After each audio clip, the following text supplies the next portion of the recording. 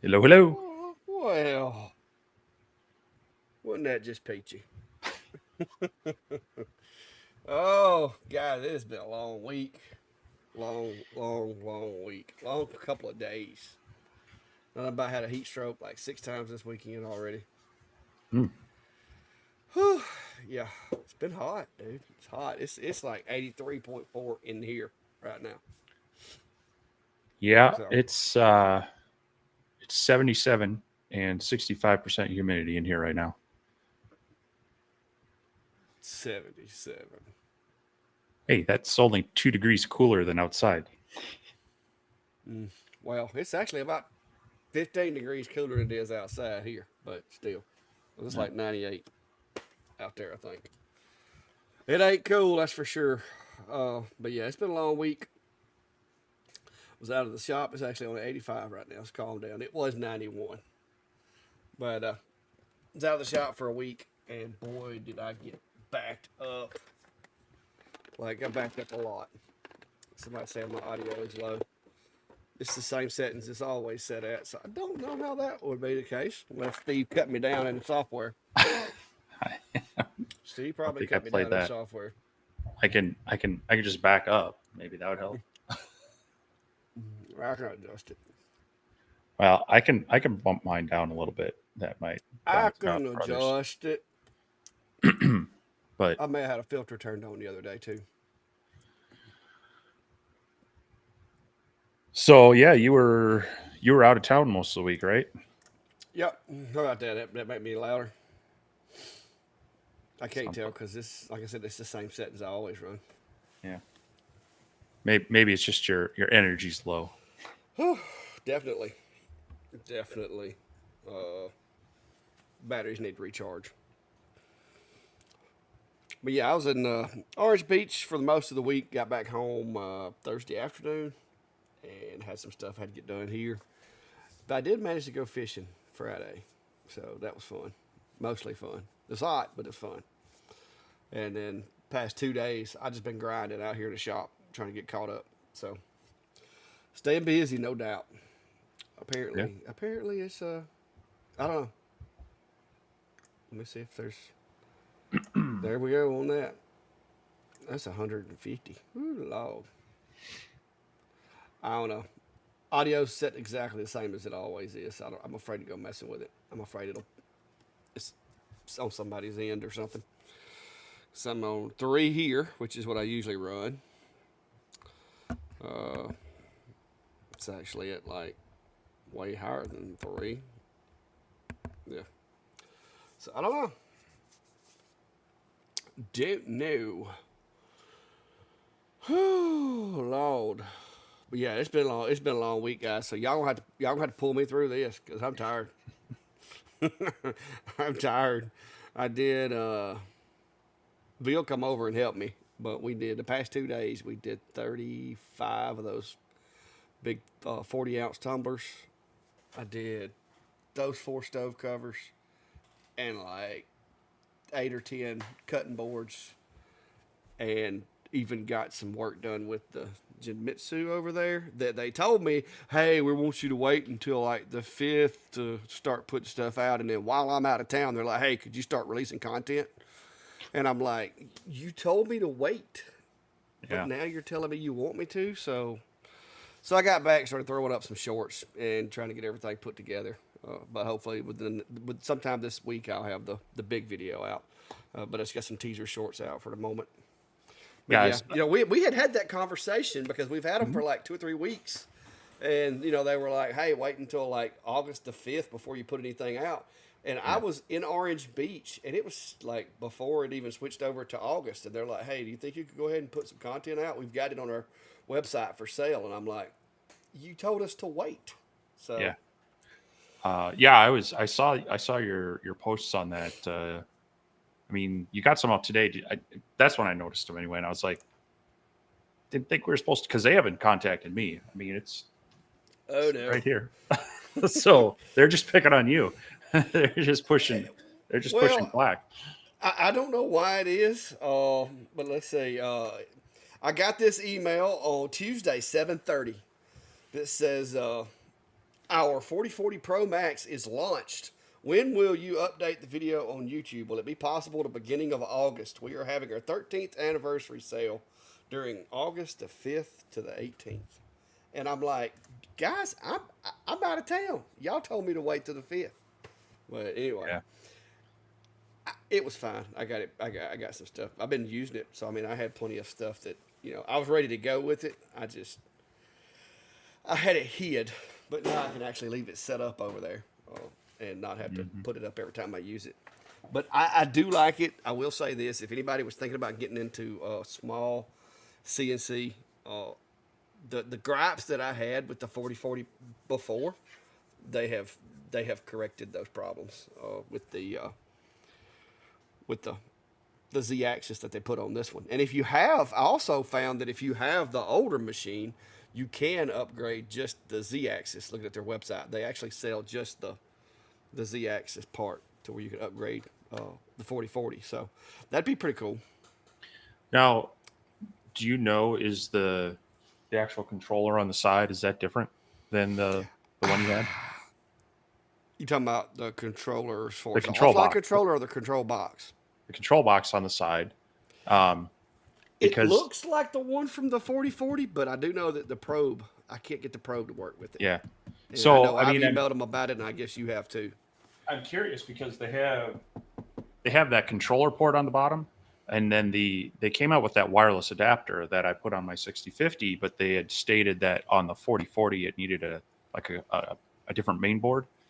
And so I emailed them about it and said, hey, does this natively work with the Pro Max or not? Because I prefer to run it that way.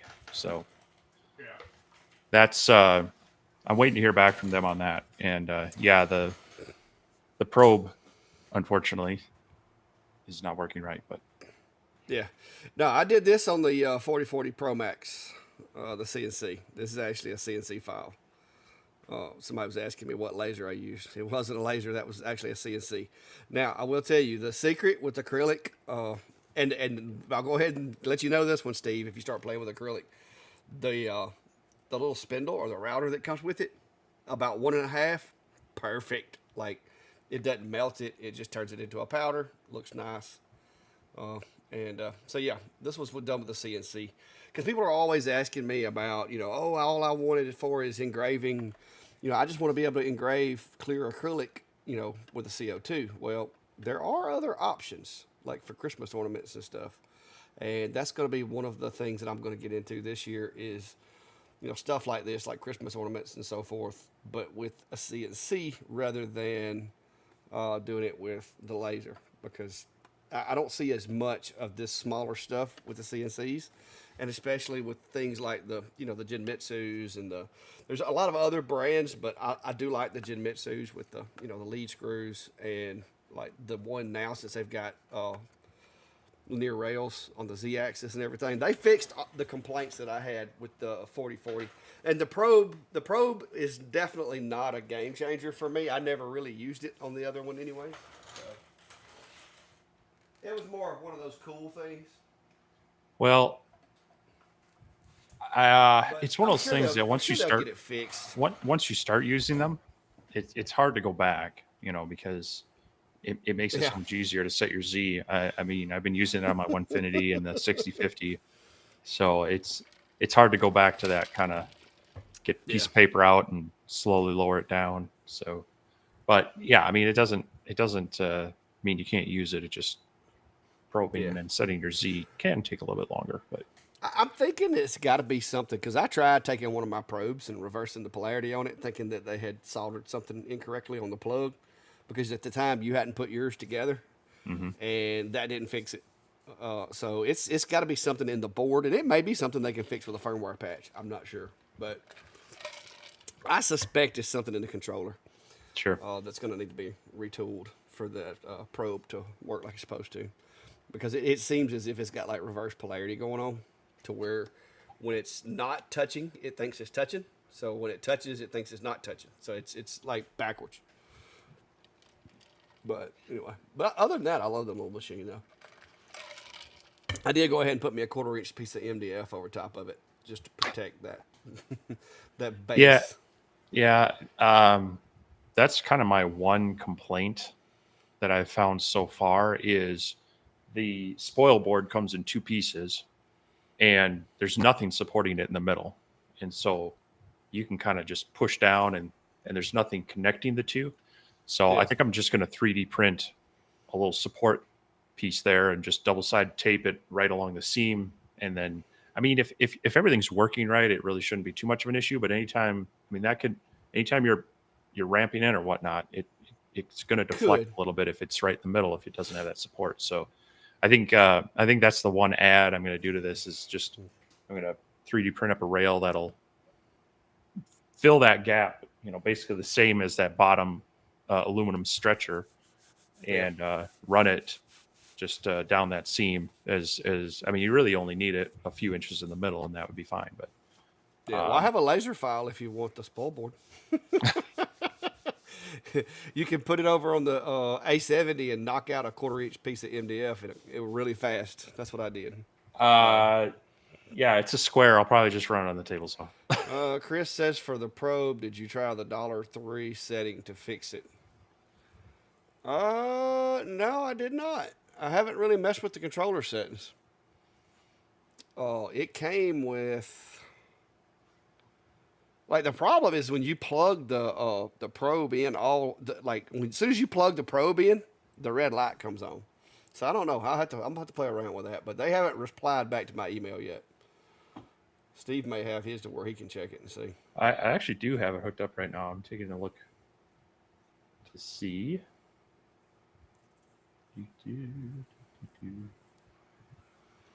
But it does act like it's like reverse polarity. So if it's set to normal open, and you could change it to like normal closed, that might fix it.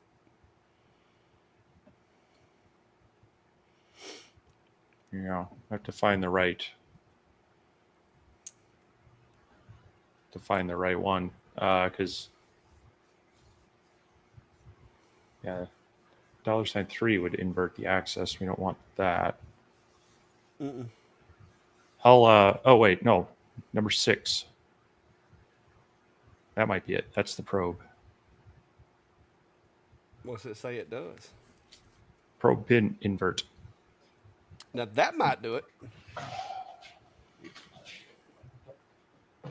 Give me a couple seconds. I'll get this hooked up and test it. That's what I say. If that fixes it, that'd be nice because I have plenty of probes. Even though I did chop the cord off of one of them and reverse it the other day, because I was just thinking that it was a wiring problem. Because I use the same probe that I used with my 4040. Because I actually ordered extra ones when I had the 4040.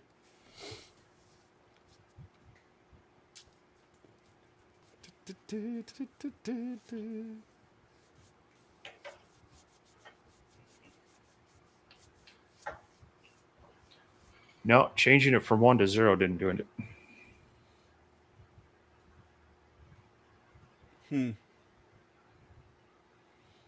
You see, I'm afraid to hit that probe button with it not triggering Yeah. the lights like it's supposed to, because I'm afraid it'll drive that probe through the darn spoil board. But yeah, like I said, maybe there's a problem with it somewhere, but I haven't played with it. I was waiting for them to email me back and see if they were aware of it or if there was something special that I needed. Uh, the software, I didn't see anything on there, which now I haven't really. When I got back, I was kind of in a hurry Yeah. to get it up and going. But let's see. The manual, I don't think it said anything in there about setting anything crazy with the Well, probe. well, the manual also references Windows XP and Windows 7, so Yeah, it could it could use some updating. yeah. Let's see what it But says in here. See if it's got anything. Z probe setup. Yeah, it's got the command. And the picture of the probe is not even the same picture. It's not even the probe that comes with the machine. So that was mhm. a little conspicuous. Yeah, I'm but pretty sure that those portions of the manual were borrowed from borrowed another from one. somewhere else. So But yeah, so I haven't, like I said, it wasn't something that I was dying to have. So I just got it working because I knew I could make it work without it.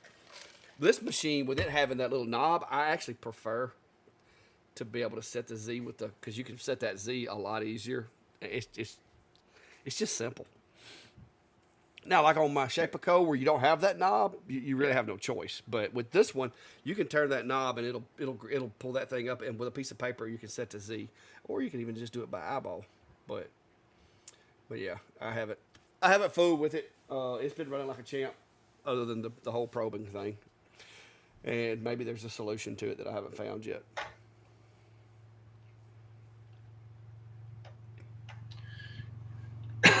Yeah. Well, hopefully Still they'll doing get it. back to us. Yeah, It's still it's still reverse. It's still reverse probing. yeah, is doing weird stuff. So yeah, I agree. I mean, they do make it easier with the knob on top to just kind of dial it in. It's always I mean I hate Yeah. manually moving steppers on a machine like that though. Um, so yeah, it's nice using a probe or having a having like a pendant or a game controller that you can dial in the speed and do it. Yeah. And I But may this look is into the also I may look into the controller settings tomorrow, see if I can figure something out. Because I thought mine just had maybe like I had a drop of solder got somewhere it wasn't supposed to. But until you told me yours was that same way, and I was like, okay, that's mhm, not a coincidence. yeah. So Yep. So more testing to commence. I'll be doing more with this tomorrow. I just ran out of time today because like you were dealing with, I got some got a couple of last minute jobs of friends coming into town this week for an event and asked me if I could make a couple signs for their Airbnb, and I said sure, why not? But it also meant a nice glue up and all that, so it's kind of put me yeah, back on some stuff. But but yeah, it sounds like both of us this week will be getting a little bit out on the little Genmitsu desktop CNCs, at least latest version of the 4040. So yeah. So far, I'm digging it. Ah, there you go. So I'll put the lights in it for y'all. very nice. Ooh, look at that. See, Bill didn't stick around long enough to see that one. But yeah, that's not a laser project. That's actually a CNC project, and you can kind of see. But yeah, worked out pretty cool. Uh, I liked it. It worked out. So there you have it. There you Mm. have it right there. So yeah, just took a little small the bits that came with it, those little blade bits that come with it. Yeah, and set that up. I did figure out though that it has a 4 millimeter. That the extra collet in there is you got an eighth of an inch and a 4 millimeter. Mhm.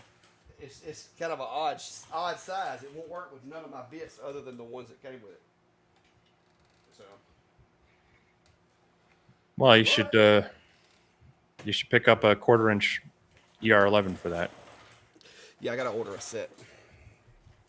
Uh, Gerard, it was a just a V bit. I think it said it was a 30-degree V bit is what it said on the pack, and it was one of the ones that came with the machine. Those bits are more or less just like a little blade bit, and it does okay. So Is that what you engraved with that? Okay. yeah, it took a while, but I didn't want to do two passes. I just set it up and let it run. I didn't want to do two passes, like do a clearing pass and then do a so and I didn't have a down cut bit for the 4040 that was that small. I did have the down cut genie, but the definition in the design was going to be lost. And so Hmm. instead of doing a clearing pass and a finish pass, I just said, whatever. I'm just going to put this engraving bit in there, let it run the whole thing, so I don't have no weird lines or nothing in it. Yeah. So, yeah. Yeah, it'll Now I take a did little run while. my speeds way too slow. I should have went much faster. Well, it's one of those things you kind of start conservative and ramp up as you learn the machine Yeah. and the bits. So, Well, I was afraid I'd start melting plastic. You know yeah. how acrylic can be a little finicky. Yep. Yep. I actually that was one of the earlier things I was CNCing was some acrylic for some airplane parts, and man, that was a learning experience. So, Yeah. but John's got a question. What is your opinion of the Bamboo P1S versus the A1? Um, and I don't have I haven't had any hands-on experience with the P1S. I have been playing around with the A1 Mini and the A1 the past few weeks, and did just launch my video on it yesterday, I think. And I'm very impressed with Bamboo Labs as 3D printers. Um, the just the software and the setup and all of the calibration it does and kind of self monitoring takes a lot of the hassle and headache out of it. And that's pretty much true throughout the line. You just kind of get different features. Um, in looking at the specs on the website, and I was actually looking at the P1S for a while now. I mean, I was looking at the X1 Carbon, last year. Just didn't want to fork out the money for it. But when the A1 Mini came out and they had it, I think they still have it on sale for like 199. I thought, hey, I got to try it out. I'll try a bamboo printer with that. Now, the big difference that I see between the A1, the standard size, and the P1S really is that um, you get it's an enclosed printer, um, and so it opens up more filament for you. The A1 typically is going to be your basic easy PLA, PETG, TPU type of filaments. Um, it can print ABS and PET and things like that, but they also say, well, you can do it, but they don't necessarily recommend that. That's where stepping into the P1S gives you, with that enclosure and just their control system and the heating elements and such, gives you that. Uh, it's more ideal for doing like ABS and PET and such. So, um, other than that, I mean, there are differences in the control system and such, but that's your big difference between them is it opens up uh, some some extra filaments. Not to say you can't do them with the A1. It's just that their recommendations, and I haven't tried any of it myself, but their recommendations are you can, but it's not really recommended on the open frame A1. Yeah. What's up, Rich? How are you, sir? But yeah, I tell you, I have since getting the because I've had the X1 Carbon kind of in my cart for a while, Hmm. but I just couldn't pull the trigger on it. And about the time I was getting ready to order it, I decided I wanted to buy a boat instead. Because at the time I was like, I could print what I was using, what I was printing with it. I was having good luck with the ender. Now it was a little more high maintenance, like trying to level the bed, trying to make sure you had good, bed adhesion and everything. It was the ender's a lot more high maintenance. But now that I've gotten the A1, oh my gosh, 3D Hmm. printing is not such a headache no more. I mean, it's like even if you just like when you first turned it on, just go ahead and run all the self tests and stuff while you're getting ready. If you want, I haven't had to run them except when I like changed something about the setup. When I took from going just with the machine flat to running the AMS up top, I ran everything just to make sure the added weight didn't cause some of the dynamics to change. But for the most part, I've ran it when I first set it up, when I moved it from one table to the other, and then when I put the AMS on it. Every time I've moved its physical location or added weight to it, I've ran the processes, and that thing is cranking out parts fast. And it does a really good job. Hmm. So I'm really impressed. I do want to be able to do ABS and some of the harder plastics, and I have talked to them about trying to get one of the P1Ss, if for no other reason, so that I could actually keep it in the shop. I feel like if it was enclosed to where dust wouldn't get in there, it would be a lot easier to keep it out here. But we're gonna see how that goes. But for right now, I'm loving the thing because making little small parts like I usually do. Like you said, the benchy. I did the benchy the other day. It took like 20 minutes, and it looked great. So, Really Yeah. impressed with it so far. And the price is really not that bad. Once you look at how much I spent on my ender trying to get it to do what this machine can do. Yeah. So Yep. It it's the first one that I would feel pretty confident recommending to someone who has completely no idea what they're doing with them. oh And yeah. that's been some of the frustration is people they're like, yeah, I kind of wanted to get into 3D printing, but I was over at a friend's house and they were having to tinker this, that, and everything else, and so I this one I feel Yeah. you could get going with it, and I tried to touch on that in my video is that you don't have to know 3D modeling, you don't have to spend time tinkering. You can get started with there's a lot of files out there you can just download and Yeah. use yourself. And I plan on doing I'm going to try to do some basic uh kind of how we'll walk through some basic designs. I mean, I need to print a little holder for the focus tool for my Lasermatic. um, that'll be a great video, just like here is a super simple thing, here's how we can draw it out in Yeah. Tinkercad, export it into the Bamboo app, and then print it out. So um, that's where this becomes really nice. As a matter of fact, one of the things I need to print is now I've got this dust boot for that'll fit on the 65 millimeter spindle that comes with this, but my shop vac doesn't fit onto this. This is an adapter I made for a different one that I 3D printed, but it's the wrong size.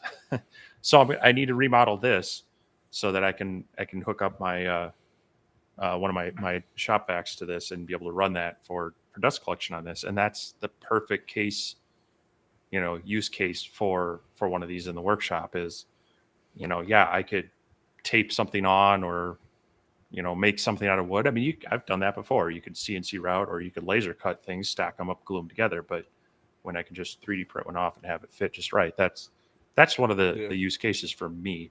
A lot of people just get them to be able to print out little tchotchkes and figurines and things like that too, and that's fine.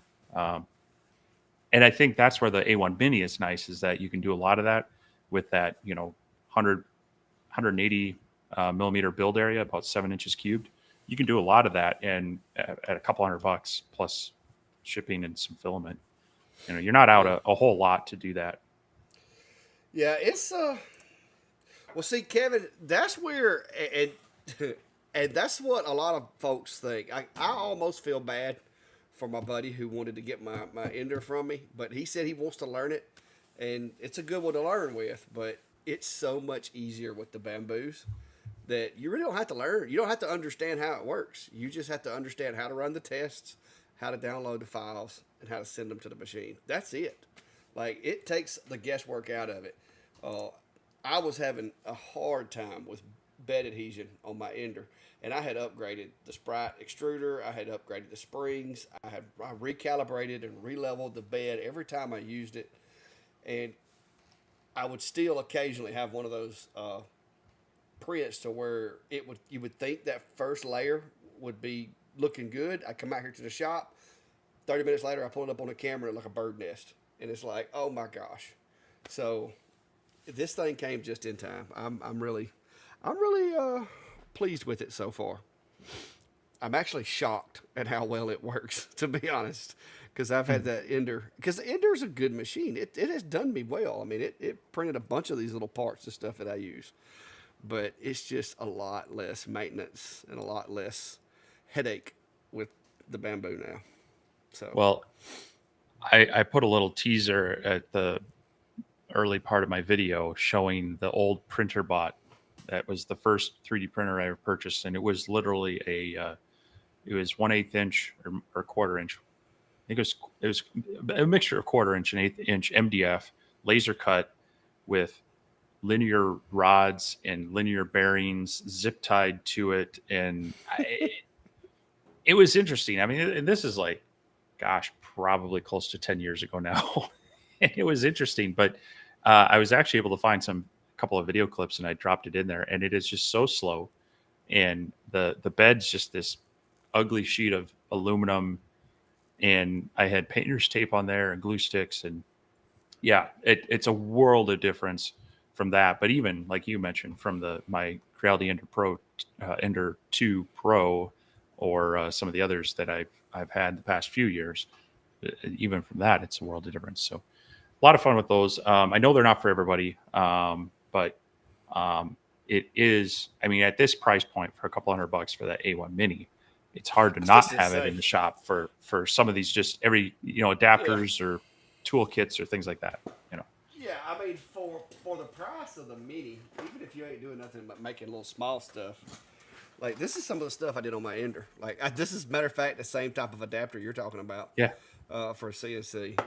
Uh, and of course, I made these. I actually made this design and sold it to a company for their fire extinguishers, which I have one mounted right there.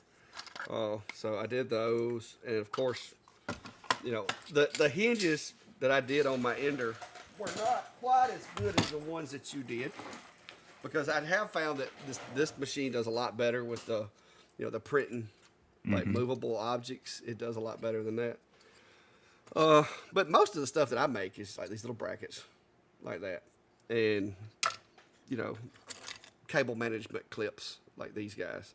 So I am very pleased with the results that I'm getting out of the new one, for sure. Uh, I haven't got to print any big hose adapters, but that was my one argument with the Ender, was to print a hose adapter like this, even one this small. You're looking at an hour or two to do it.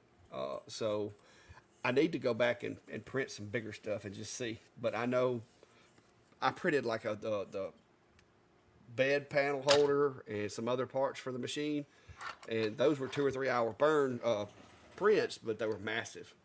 Yeah. So I'm kind of curious, normal size stuff, how fast it'll do it. Well, But the longest thing I've run on the A1, using up most of the bed, was that square piece of plastic chainmail, and that took almost 8 hours to print out. But it's a yeah, lot of small little repetitive things throughout it. But that came out perfect. So there weren't any yeah. little stringies or anything. Mark said he had a spaghetti and got caught and stopped it. And that's another good thing if it has that software built in there, because that is frustrating when you come in there and it look a bird nest is built underneath it, because it does create a headache trying to clean all that out and so forth. Hmm. Not to mention just wasting time and materials. Yep. Well, how are you, Greg? STL Woodworking. Whew. Mark's got a question. Said, did you have to use Mylar film on your old printer? Uh, and then he clarified Captain tape. Yeah, I had to try multiple things to try to get it to work.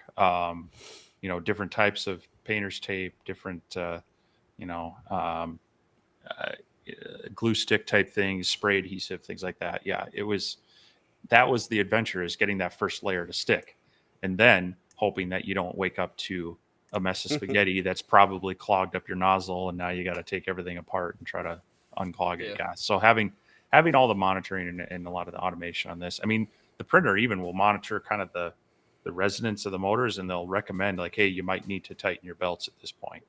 You know, Yeah. it's pretty Uh, smart. Brent, I did a few shorts, but I was in the process of getting ready to go out of town, and I've had a bunch of stuff going on. So I haven't really done any in-depth videos with it yet. I wanted to get a little bit of time under my belt with it as well. But I plan on getting some videos out soon, but there's not any out there yet. And Greg, no, I got an email from Sane Smart. When was it? Was it yesterday or today? Anyway, Sane Smart sent me an email talking about they're going to be at the IWC or whatever, and wanted me to come over, or IWF, and wanted me to come over and like hang out at their booth. And I'm like, guys, that's like 2 days from now. So yeah, there it is. Uh, yeah, yeah, I got the email Saturday on the 3rd, wanting to know if I would come over and like be there. And I'm like, seriously? I mean, you might want to give me a little heads up. I got the email on the 3rd, and the event's the 6th to the 9th. So, yeah, I was like, y'all a little behind on the 8 ball on that one. But no, I wasn't planning. I wasn't planning on being there anyway. But had Sane Smart reached out a little earlier and mentioned something, yeah, we might could have worked something out. But they waited until the very last moment. Does this mean I get to call you the Sane Smart Golden Child?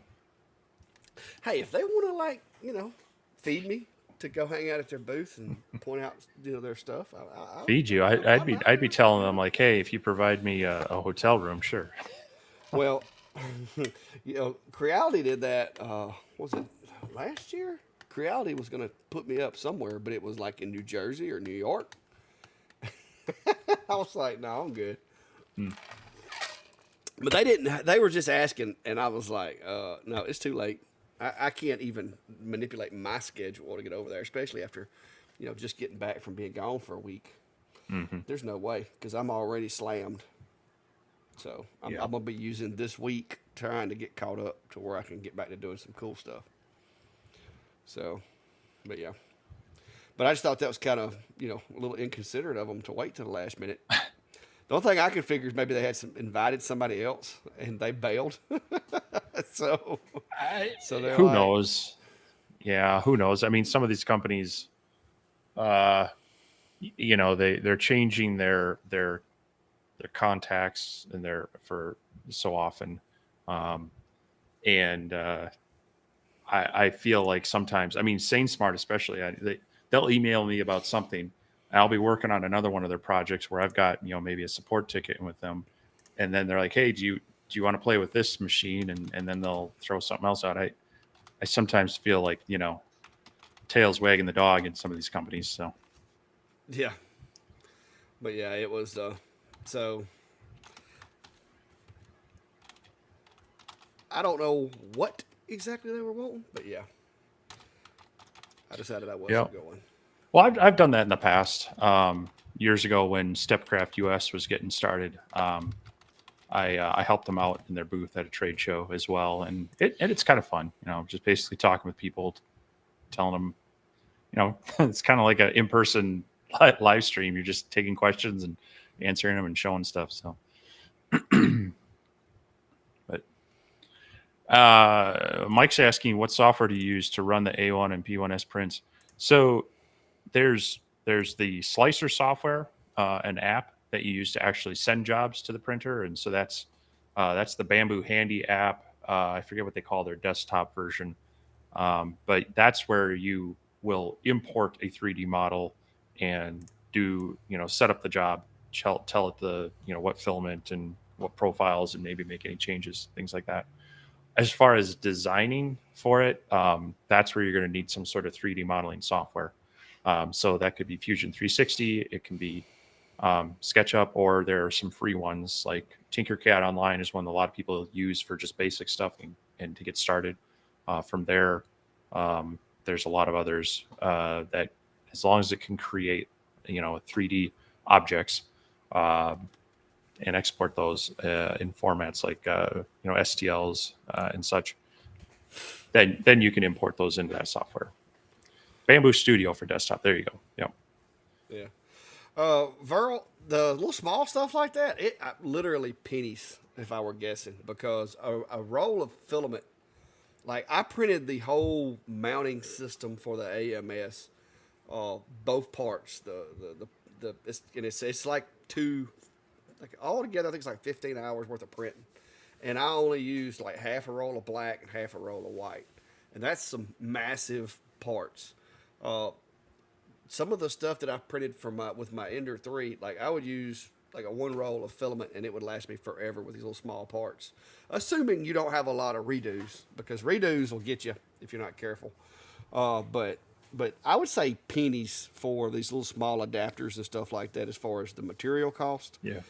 Electricity wise, I know people think, oh, they burn a lot of electricity. Not really. I mean, they are literally running off power supplies that would power the average like laptop computer. So you're looking at basically just as if you were running a laptop computer, because you have that little small controller in there, and then everything else is just steppers and heat elements, and so it's not really a lot to it. So it's a lot easier to print those little parts.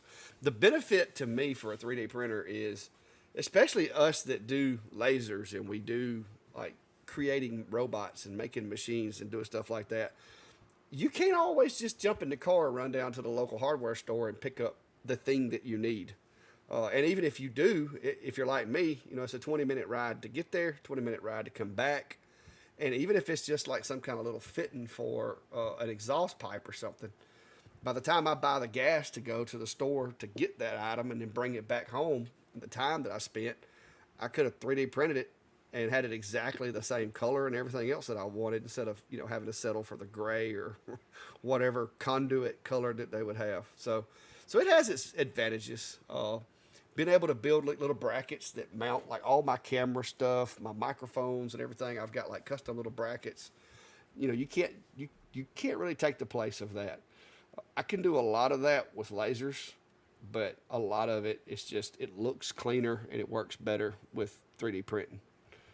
So it fills a gap, especially in the shop, if you're putting a lot of stuff together and making things.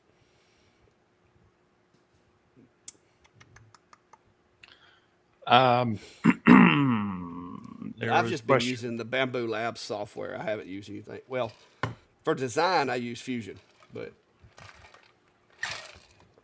I haven't designed anything since I got the Bamboo. I've just been printing stuff I found on the internet. So AGT Restorer is asking about the woodworking convention, and is it open to the public? It is. Let me see here if I can share that there. It's 12th of October at the Minnesota State Fairgrounds. So it's coming up quickly. They do have a lot of crafters and suppliers and people. Like last year I was there showing. I haven't committed this year to actually set up and demonstrate. I have to see if I'm going to be available, and I might not be available all day. So I might go, but I might not, set up a booth like I did last year. But yeah, it is open to the public. I believe it's actually free. They're asking the vendors and whatnot to pitch in a little bit this year to cover the costs. But yeah, it's a pretty good show. It's been growing a lot the past few years. You get a lot of woodworking manufacturers and retailers and other things there as well. So if you're in the area, Twin Cities area, or going to be traveling to the Twin Cities area mid-October, maybe put it on your calendar. Cool. Brent, no, I had the Ender 3 version 2 Neo, but I upgraded the I upgraded the bed springs, the knobs, the extruder, and I added the fusion pad to it. So yeah, that's what I was running before. But it could not hang with the A1 out of the box. I mean, it's just unreal.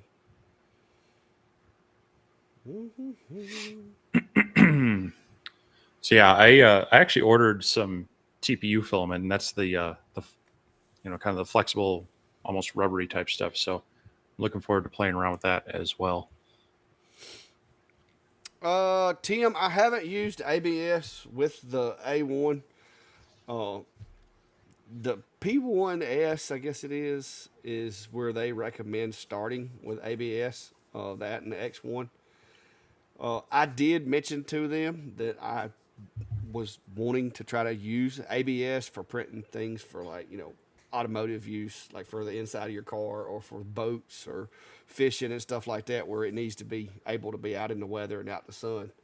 And so there may be a change of machinery before too long, but we'll see how that goes. But they recommended, if I was going to do ABS, to use the enclosed machine, because it just does a better job of maintaining that consistent temperature. Because if your temperature isn't consistent, you're going to have layers that aren't going to adhere to the layer above or below it correctly, and it's just going to be weak.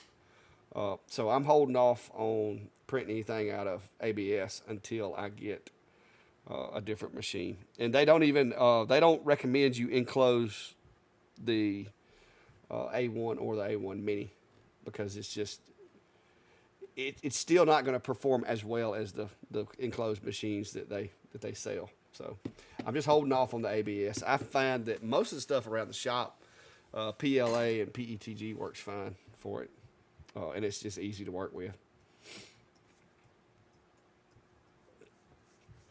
Well, Brad, they say not to put it in an enclosure, so I'm not gonna do what they tell you not to.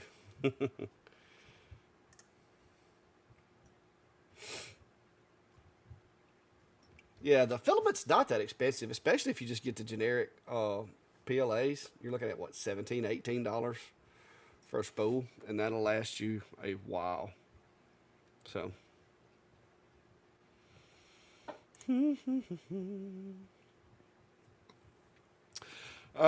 Dave, local businesses, like I'm telling you right now, and I got a guy messaged me today. He had emailed me a while back and was wanting to come and talk to one of the neighboring mobile home places here, actually right across the street from the one that I do business with. And he was asking me, he's like, "Hey, is it going to bother you if I go try to get these people to work with me?" And I was like, "No, not a bit, because I've got more than I can handle as it is." Well, he emailed me today and said that 5 out of the 9 places he visited, he's got customers now. So he's doing the same thing for these different little trailer places.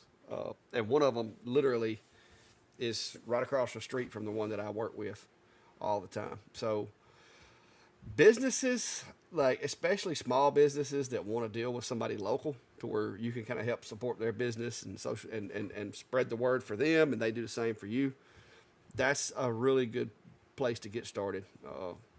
Local businesses here in town, May, some of the other channels, bars, places like restaurants and stuff like that. I mean, they're always needing something cool, even if it's nothing but, you go in and donate them a little sign for their Wi-Fi, where they can scan the QR code for their Wi-Fi, donate it to them or something to hang on the wall. Just the freebies will come back to help you out. Just make sure that whatever you donate, that you either have a stamp or you burn your logo somewhere on it so they know where they got it from when they go to look at it. Greg must have walked away a while ago. No, Greg, I'm not going to Georgia this week. I will be over there in, was it January, February for Workbench Con. I actually bit the bullet and bought my ticket this morning. Mm. Yeah, before they shut down the early bird. So, but now until I retire completely in 13 months, Steve, I'm not going to be able to do a lot of that stuff. But once I retire, hopefully I'll be able to do more of it, because I won't have this pesky day job to work around the schedule. In 13 months, Steve. Yeah. Hey, actually, it is legit. I finally broke down, sent them that last check, so I owe them nothing. Because I had to buy back, years of service that I cashed in years and years ago when I was young and did not understand how that stuff worked. And what, that little bit of money that I received 20 years ago, when you start to pay that back, it's a heck of a lot more money. So I finally got that last check sent to them and got that done.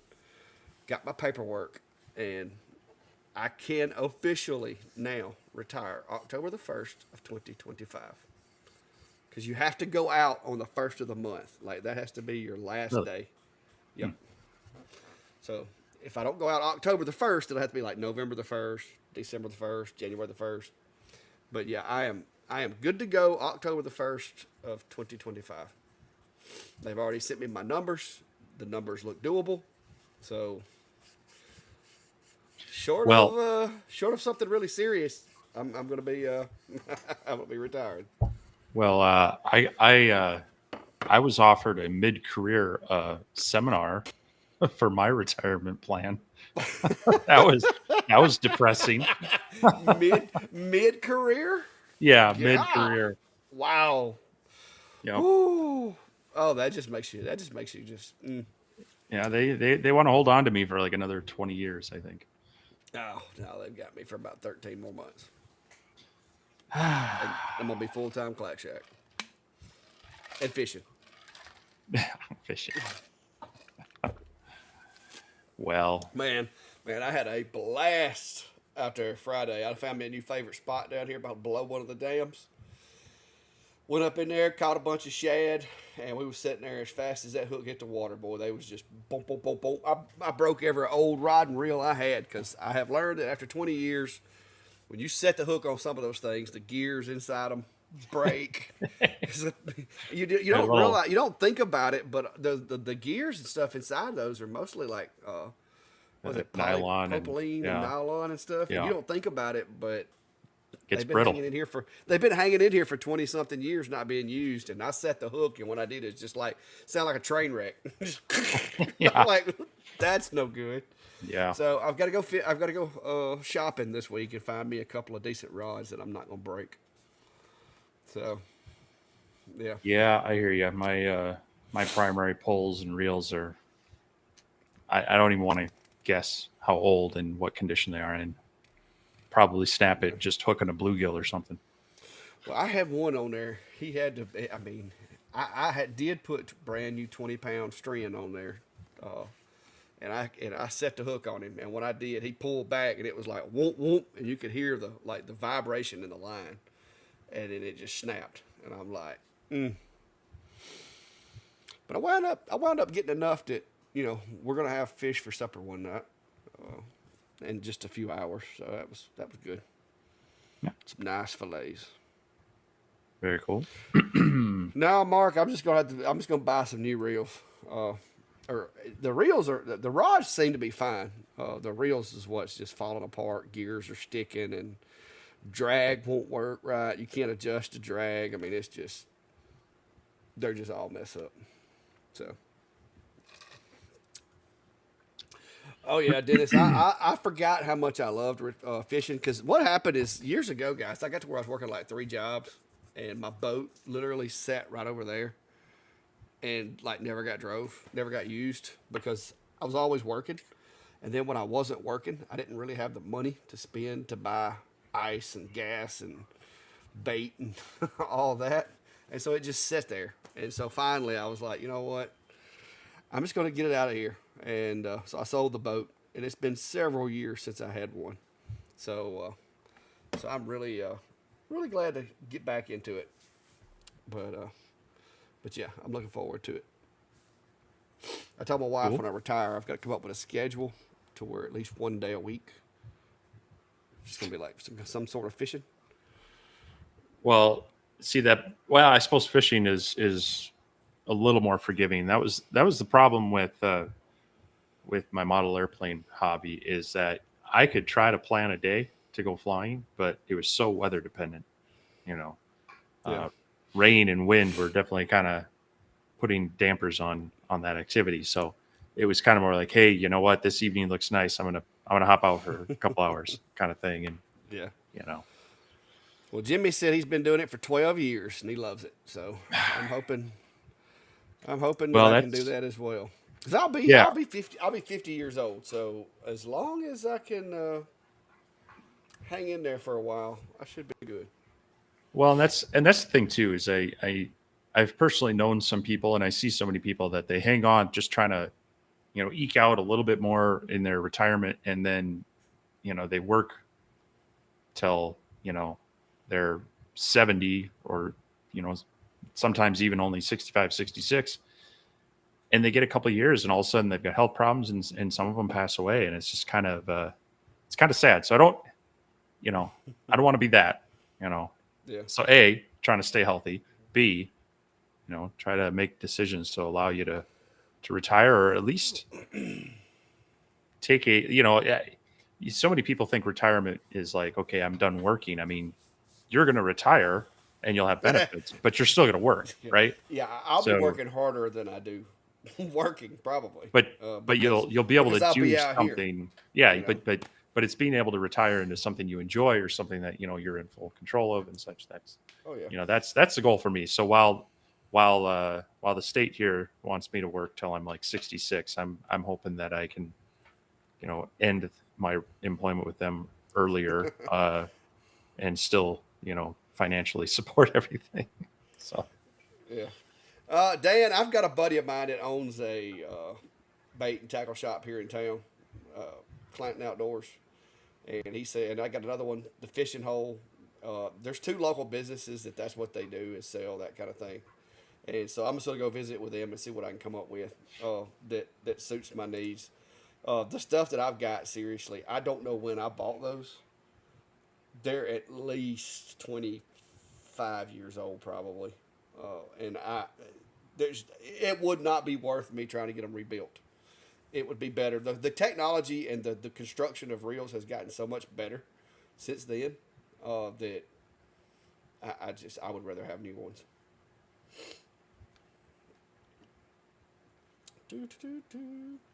What 3D design software? That would depend, Mark. Tinkercad seems to be a really good one that's not expensive and allows you to do lots of things. I started out playing around with Fusion 360.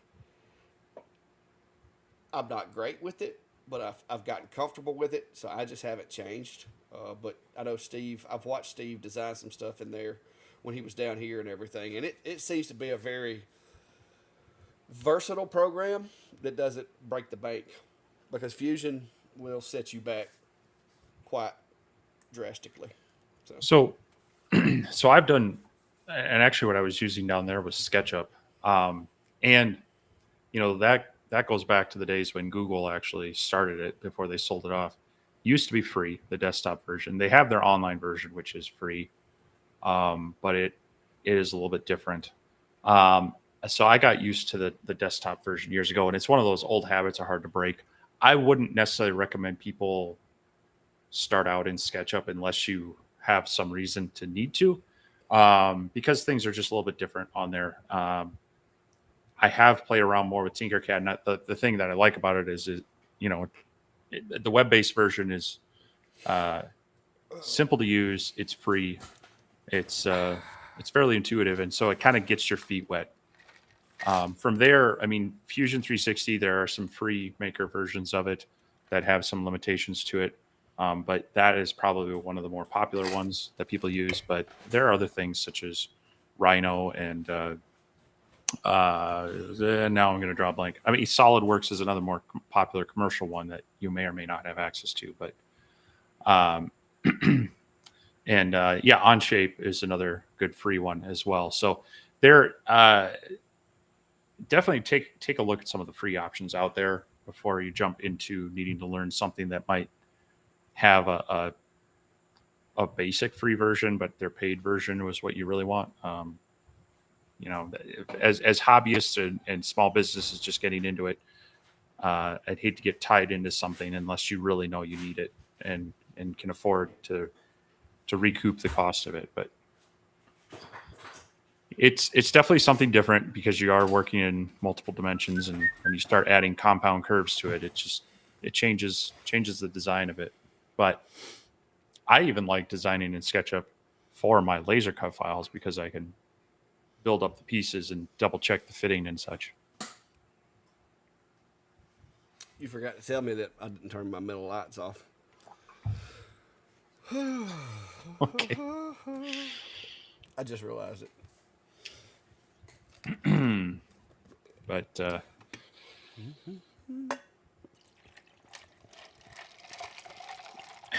yeah, Mark, the perpetual licenses are nice. They're getting harder to find. I mean, most software developers have learned that the subscription model keeps them in business a little bit longer and helps them to develop, which is unfortunate because it does cost money. There's definitely open source ones, but then you're kind of at the mercy of the community and enhancing it and volunteers. So you never know when support for that might go weird. But it's there are a lot of options. I would just look at some of the free ones first, but they all do things slightly different, and so you get too far down a rabbit hole with one, you kind of learn some habits, and they can be hard to break when you try to jump around. Yeah, Dennis, I am definitely looking into that. I was going to try to print at least some like accessories, like maybe a sinker. I mean, not a sinker, but a float, a couple of things like that, a couple of rod holders. But yeah, I will definitely be incorporating the 3D printer into that. I just got me a fish finder for the boat too, and I need a cover for it because I'm being cheap. I didn't order one, so I'm thinking about 3D printing me one. But the more I look at it, I'm like, you know what? It's only $19. Well, and something like that, you definitely want to be looking at like ABS Yeah, or ASA and not PLA because it would fit nice for a little bit. yeah, yeah. First couple of trips out where the sun got a hold to it, it'd start getting some slack in it. Yeah. But but yeah, it's gonna be, like I said, it's gonna be one of those things that, yeah, maybe a lure that doesn't attract dolphins. Yeah, I know it. Well, if you I wouldn't, thought it, I thought it was a shark to start with, because all I saw was the fin come out of the water the first time, and then I didn't realize he was stealing my fish. you mean your bait. What is a fish? I mean, they were like that big. They were like Uh that huh. big. Yeah, that's a Yeah, fisherman's tale if I ever heard one. yeah, they were. But that's so good. He was wearing them out, bro. Wearing them out. Hey, I gotta. Where's my? I Where's almost my caught video a at? I almost caught a big muskie up here years ago that way. I was reeling in a small perch or whatever, and just as I got it towards the surface near me, this huge muskie just took a swipe at it. Uh huh. Look at that. Yeah, I'm up. That's a nice rod, and Well, that's reeling in. actually that's actually the only one that I didn't break. That's literally a little Zebco 33 that I bought for my youngest daughter, and I've got like a 8 pound catfish up there below the turbines, trying to get him out from over in that where you see all that white capping at. I'm trying to drag him from over there, and it's just staying in the drag. Like I can't hardly get him out, Yeah. and I thought I was gonna break it because I had broke all mine. So I'm like, well, let me try to use this one that I bought for Emily, and yeah, I managed to get him to the boat, but it wasn't pretty. Hang on, there we go. Here we go. Look at this. So I knew better to try to pick him up with that 10 pound test line. So I drug him over there where I could get him with the dip net. Look at that. Oh, good old catfish right there. That's a good filleting size there. But yeah, I wound up catching like 3 or 4 of them.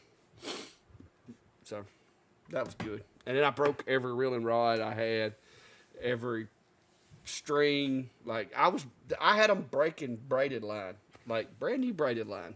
Like they'd hit it, don't. So we're gonna retool. We're gonna retool all that. Oh, do you see my project? I made this on the 40. Woo-hoo. Cute. Yeah, it's like a little parts tray. The guy that designed it kind of messed up a little bit and got a little close right here, and so it kind of kissed it a little bit as it went around. But it's because it was sitting in there like this in V-carve, and I couldn't tell it. So when I printed it, it was just a little bit close on the bottom to the point to where that tapered bit like rubbed it. Like it's because it's a knife blade, so it's got like a little indentation right there. But yeah, I did that, and then I made this for the little stock parts. Nice piece of magnolia. So yeah, I've been playing with a CNC. But I'm always needing stuff like this when I'm putting machines together and put screws in. So just built an extra one. I was going to put Ventari's Workshop in there, but after all the stickers I got stuck everywhere, I didn't see a need. Well, the problem with my logo is all the little stitch marks take forever. So while they look cool on the printed logo, carving out each one of those little stitch marks, it greatly extends the time of the job. But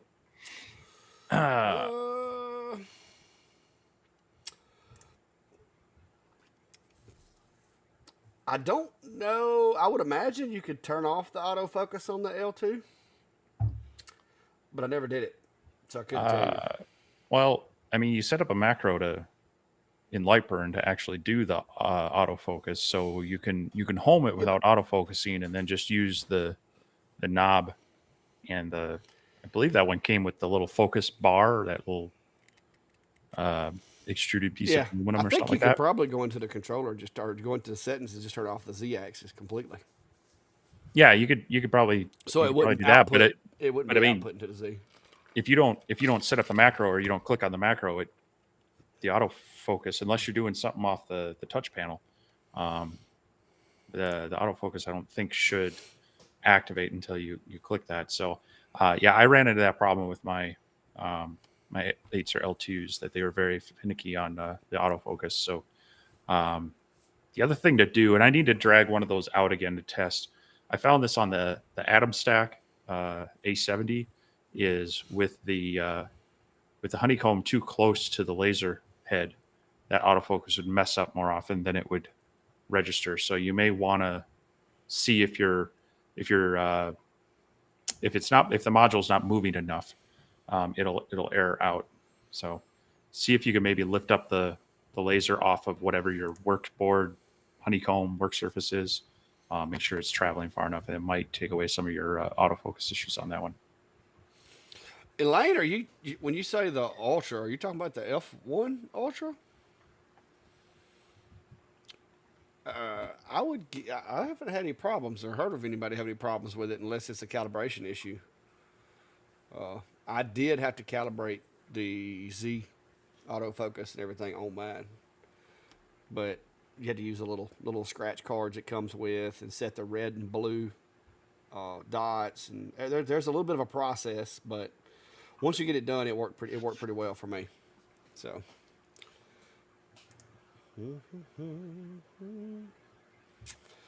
S Free says he got a question about air assist. Has the X Tool D1 Pro. Air pump is about to die. Using air compressor a better way, or should I just stick with an air pump? It depends. Shop Air is I mean, that's what I use on my enclosures. But there are considerations and things that you need to do before just throwing air to it. One is you need to make sure you have dry air and have plenty of filtration to make sure you don't get any moisture in there. What'd you go get, Steve? I know you got something. Go ahead. I'll let you finish. But yeah, I like shop air, but because it doesn't take a whole lot of air pressure, but you need to have the right setup and have the right filtration and stuff in there, as well as have the appropriate air compressor. If you got one that's too small, it's going to run continuously and could wear it out prematurely, because a lot of those air compressors aren't designed to do that. But if you've got one that's adequate size and you're only running one machine with it, with the right setup, it's not going to be an issue. So Yeah, I mean, I wouldn't necessarily go out and buy an air compressor just for it. It's if you've got one and want to set up, the filtration and such, it does allow you a little more flexibility. You can turn up the pressure, turn it down a bit. But if you just want to replace an air pump, it, don't don't feel you have to buy the X Tool branded one. Um, there are others like this one that are a direct match for it, and I think this one goes for like maybe $50 or $60 compared to the 80 or 100 that X Tool wants for theirs. And this even comes with a spare cone for the D1, and uh, I think it came with a couple different size cones and such. So um, I never, I played around with Shop Air on my D1 and such, but I felt that the air pumps were generally okay, and I could just plug that into a switched power strip for me. So um, it's not required, but if you have the Shop Air and you want to do it, play around, but just make sure you like Clack said, put a good moisture trap system on it. I don't remember which machine it was, but I had one the other day gave me an issue on the autofocus, but it was because the material was shiny, like really reflective. So I don't know if it was the Monport or if it was the F1. think it was the bond port because it uses like a laser to do it. Uh, but I would just make sure you have all of your calibrations done on the red and blue, especially, and make sure when you hit autofocus, make sure if it says that your thickness is 0, make sure the dots are touching. If they're not, then you can take and adjust. I did a video on how to adjust those. It's actually not that hard, and make sure that those are touching. Because mine, I found out that mine were not. When I would hit autofocus, it was actually not. My two little dots were not lined up like they were supposed to be. So I had to go in and make that adjustment to it. But I haven't had a problem with errors. You may want to make sure too that you've got the most up-to-date firmware, because I know they've been plugging some firmwares on that machine pretty regular. I think I've then had to update mine like twice.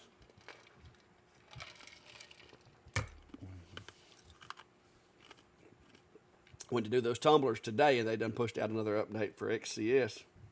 But because I was trying to get that job finished, I pushed back on the update until after I got the job done.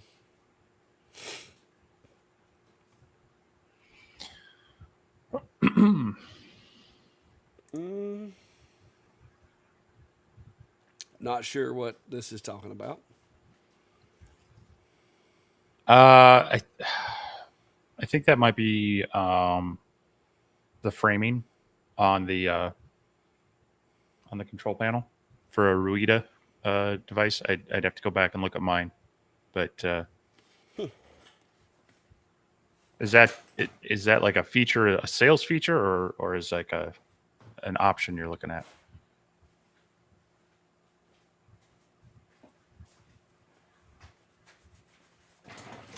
Ow. Okay there. Yeah, I put my foot on my chair and it tried to shoot out from under me.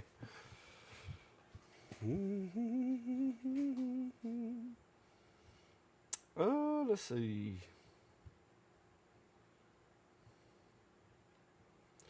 Yeah, Craig, I had some issues with my Z-axis on that machine as well. So I haven't used it in a long time. Mine actually got gone from here because I had a fella that had messed his up and needed some parts. And so since mine wasn't working, we worked up a deal. So I don't have the machine to help you with on that one. I want to say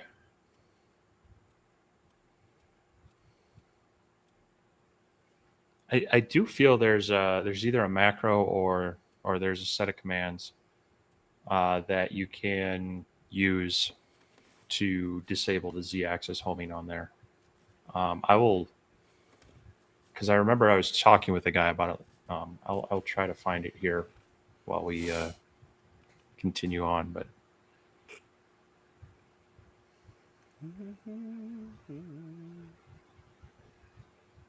You heard of any issues lasering drywall mud? I've never done it, so I haven't really heard anything about it one way or the other. I don't know about you, Steve. What do you think?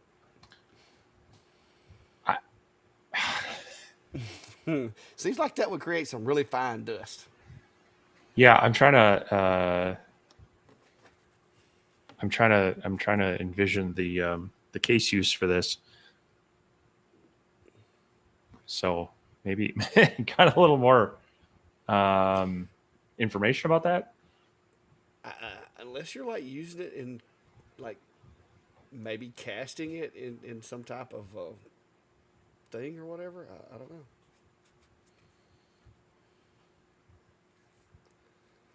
I don't know. Got me. Unless you're making like little mud bricks.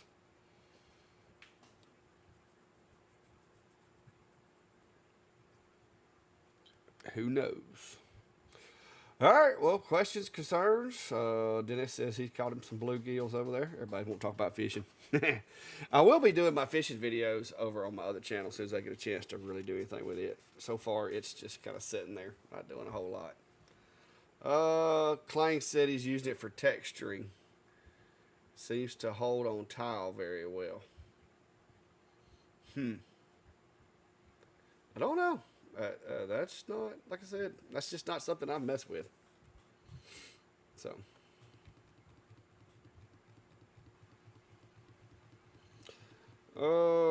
Mike's asking how about milling cast iron skillets or brands into burger presses? Can it be done with a 40? You cannot mill cast iron with it. If you wanted to do like a brand for that, if you could make it out of brass or copper, then yes. I mean, I would imagine probably brass would be the best material for that. But you can do the like the soldering iron brand stuff with a CNC using a metal cutting bit like a zero flute, or depending on whether you're engraving it, some of the other bits as well. Matter of fact,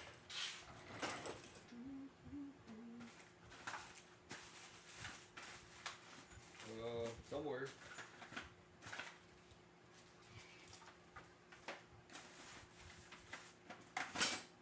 Well, I have them somewhere. I don't know where I have them. Oh, here they are. These are made for the lasers, but I actually have these little things for the laser. These are brass, and these are made to do like the old seals that you know they used to do for envelopes or whatever, like a little seal stamp. But you could do something like that with a CNC as well if you had a copper or aluminum. I'd probably do it if I was just doing it to like burn a steak, put a brand on a steak or something. I'd probably just use aluminum. You can get it hot enough to scorch a steak without melting it. It's a lot easier to mill. All right. Going back to Craig's question on the macros, I think you can set up a new macro for just a XY home, and it's basically create a new macro, and on two different rows you want to have $HX, and then next row $HY. That was what was suggested to me in one. And then you don't want to use the the home button on your laser. You just want to click that new macro, and then that would just tell it to home those two and skip the Z. So I'll see if I can drop that in chat without breaking anything. But give that a shot. Just like I say, you want them to have them on separate lines. $HX return $HY. Give that a shot. See if that will resolve the issue with your Z-axis failing because of that wiring issue.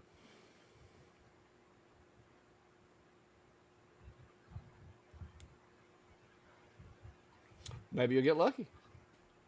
Yeah, I knew I'd heard that before, and it was something I was going to play around with as well. It was actually on the IKEA machines, because those are basically practically identical to the 8s or L2s. So yeah, I don't have the L2 anymore to play around with, so I'm kind of out of the loop on that now. Yeah, mine's still hanging around. Well, I sent mine off. Well, it's just one of those things when you're having some troubles with it like that, and I hate to pawn off a problem machine on someone else. So yeah. But right. Now that I found that, I can get caught up. Map and laser engraving community page. This is a good time to do that. Middle of the live. While everybody's being quiet. So, down below in the description of videos on both our channels, there's links to the laser engraving community map, as well as a form where you can fill out to drop your business name or username, city, state, or whatever, anything that Google Maps can recognize.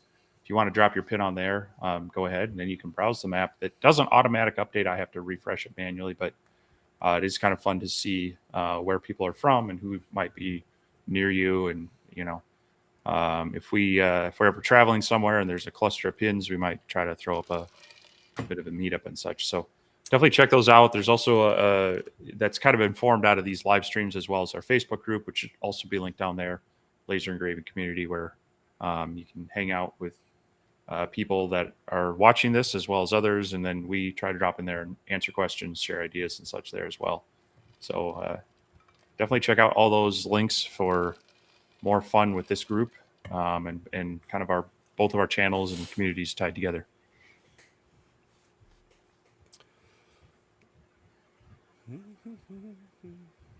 Man, folks is picking on me about my audio tonight, and it is as loud as it's always. So I don't know. I don't know. It's coming through okay for me, and I mean, if you look at the sound levels for both of us in the software, Yeah. Let me make sure I don't got a filter turned on. yeah, yours I'm might be pretty a little sure. bit lower than mine. It looks like mine is peaking higher, but I mean, Let's see if I got a filters. No, I have no filters turned on. So I can turn it up, but it's probably going to be too loud. I think it's just because my voice is not as loud as normal. Because my batteries is low. Yeah, see now it's showing it's redlining over here. is that on your end or in the restream stuff? It's showing it on my end. It's showing it's a little loud. See, in the restream software, you're only hitting like 2 bars. So Did you do something to my audio? Let me go look. I've been down there See what forever. you did. Show advanced options. Audio. Stream. No, it's wavelength stream like it's supposed to be. Let me play with it, I reckon. Let's see. Everybody just wants me to talk softer. I mean, I don't know. I really don't know. I mean, I can get it up right here like that. ASMR at the Clock Shack. But nah, I don't. I don't think there's anything I can do about it right now. I'm not gonna fool with it. I probably need to reboot my machine anyway. But no, it doesn't. I can turn auto gain control on, see if that helps with restream. Who knows? Technology. Can't live with it. As they say, they updated about everything that I use over here has updated while I've been gone. I haven't restarted my computer, so we'll see. We'll just leave it. We'll leave it like it normally is, because it's showing all my little gadgets here. It's showing that it's like it should be. It's probably I'm just not very enthusiastic tonight because I'm tired. Yeah, it happens. Long week. Yep. But I got a lot of invoices done today. So, well, my voice is kind of messed up too. I come back from the beach with some kind of sinus, something or another. I don't know if it's from the salt water or what, breathing that dust down there, that sand. But my sinuses hadn't been right since I got back home. So I'm going to give it a few more days. Hopefully it'll get better. If it don't, I'm going to go get my doctor to put one of those nice shots in my rear end to fix it. Okay. They do. They give that magic needle. Like one shot of it, bam, you're good. But yeah. Well, I hope you at least got caught up on all the order stuff. And I don't know if I'd say caught up. 1, 2, 3, 4, 5. I got 7 cutting boards done today, or this past couple of days. 7 cutting boards. I got 4 stove covers done. So I'm caught up on cutting boards. But on stove covers, I got 1, 2, 3, 4, 5, 6, 7, 8. I got 8 more to do. So, yeah. But the good news is a lot of those, like probably the 6 of them is just this past week's orders. So as long as I can get like 4 more done, there shouldn't be any danger of them needing the ones that are ordered. It's usually about a month and a half to 2 months turnaround before they start like needing them. So So Mhm. hopefully I'll have them done by the time they need them. But I did 4 this weekend. So it's a lot, guys. I mean, it is a lot. But I can't complain because I mean that's the stuff that keeps the lights turned on and keeps my bills paid here. Is my stuff that I do, you know, with customers. That and those tumblers that we just did. Because at $15 a piece engraving, that was a decent little job we turned out. Yeah. Yeah. Well, And Bill yeah. only tore up one of them. I, I was trying to train him. I had trained him on every step of the process. The only step of the process that he hadn't been allowed to do was to chuck them in, right? So I started letting him chuck them in. And we had one, it was engraving, and all of a sudden it just said, doop. So the engrave looked good, and then it was like elongated. Like, Yeah. oh, but yeah. Yep. No, Dennis, Well, I do not ship anything. I deliver them. The place that buys them from me is like 6 miles from here. I load well, my I truck down with them. I reminded myself why you go and buy pre-glued boards for your stove covers Oh yeah. because yesterday evening I was busy gluing up things like this. This is about 5 different Western red cedar boards that I had to glue up. You Very kind of time see the difference consuming, there. isn't it? It is, and then flattening and sanding and whatnot. So I'm prepping that, and I've got another one on mahogany, and then I have an additional sign that is going to go on live edge cedar slab Mm. that a friend is going to be hanging at their Airbnb. So I'm gonna have to crank out at possibly both Atom Stack machines, the 70 and the 40, to get those done here this week.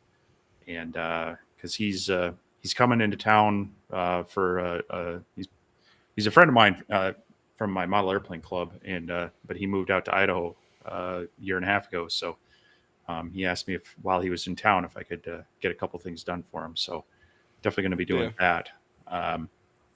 And I don't know.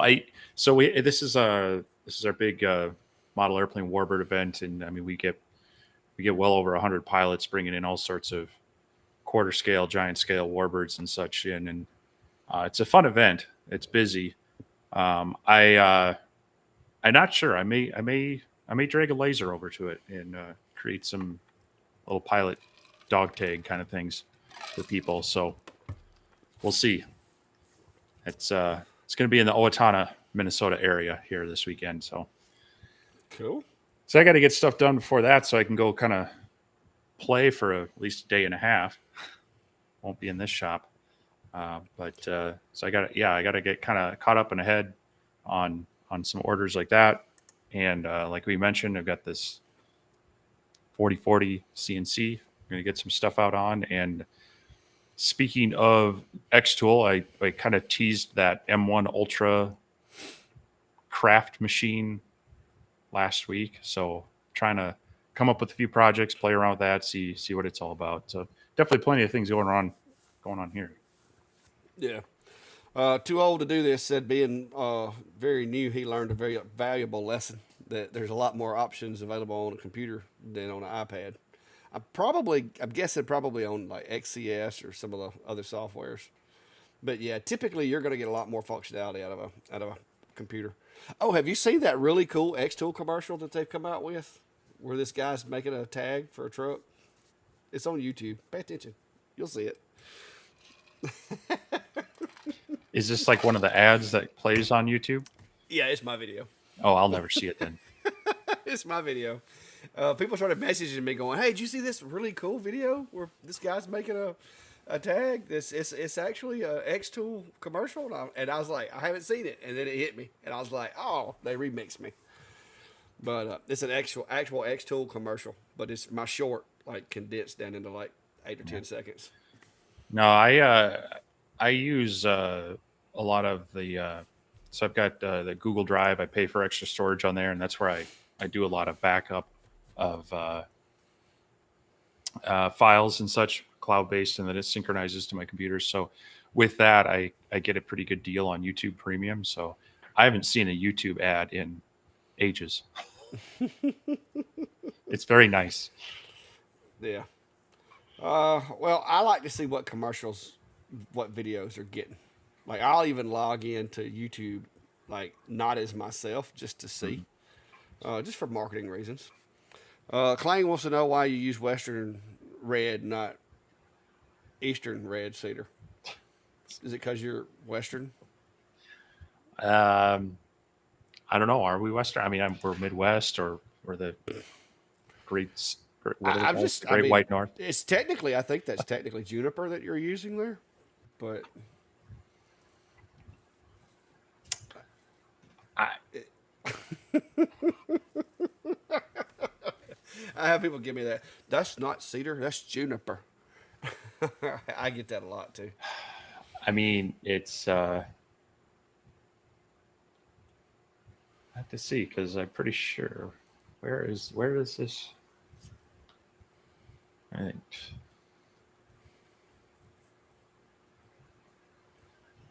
Oh, you know what? This isn't that stuff that I bought. I don't know. This came from local hardwood dealer, so I'm not specifically sure where they got it. But because my other stuff I've gotten from my friend, he they milled it from Minnesota here. Um, so we have white cedar here and red cedar. But yes, it's also called juniper. Brian said he thought you were in southern Canada, Steve. So I saw, you know, uh, on you get random things in your Facebook feed and such, and sometimes there's these weird maps that's every state's popular this, that, or the other thing. And so one came up. It was like which states each state likes, and if you look at like North Dakota, South Dakota, Iowa, Wisconsin, possibly even Nebraska, they're all pointing at Minnesota, and Minnesota says we like Canada. So yes, I guess Southern Canada. Although Minnesota is technically older than Canada, so Yeah. they're just northern Minnesota. Well, you were talking about X Tool a while ago. You know, being that you're like, I don't know, what, like junior apprentice CEO or whatever over there now. Uh, they had sent me an email. They're wanting me to do a Tumblr uh, collab where they send me tumblers and I do a bulk for them, and then they ship them out to people. But they're wanting me to build a design using my creativity and their logo, like work their logo into my design somehow. And I thought to Okay. myself, that could be kind of scary letting a redneck design that for them. But I sent them back an email, just try to inquire about exactly what they planned, what they had in mind, and so we're gonna wait and see. Because if they're wanting to send me 500 tumblers, we're probably not going to do that. Yeah, no, You know, that's 5 or 10, we might could talk, but they just said a batch, like for their 4th anniversary celebration, apparently. But they want to do a video where I engrave tumblers in bulk and give them away to viewers, but they'll pay for the shipping. And I'm thinking, this sounds like me doing a whole lot of work, yeah, it does. and I don't know what's in it for me yet. You know what I mean? Because when I do tumblers, I send out an invoice. But we'll see. I'm waiting on them to get back with me on that and see. As long as they don't ask me to take the little thing that May get me over, I'll be all right. Because May she'll be mad at me if I take that machine.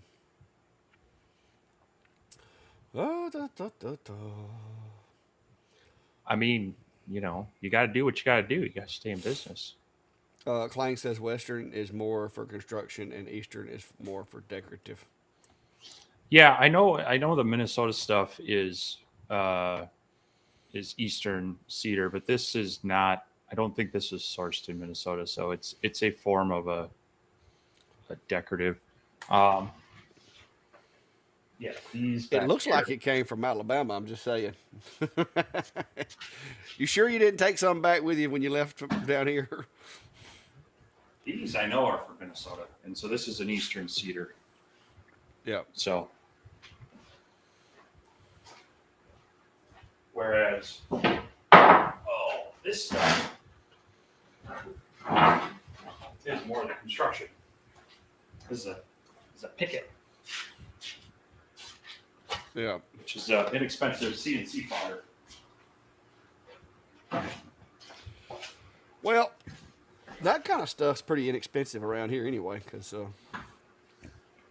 you saw where I get mine from up there. Matter of fact, that little tray that I made out of that oak, that was a piece of that oak, man, you milled.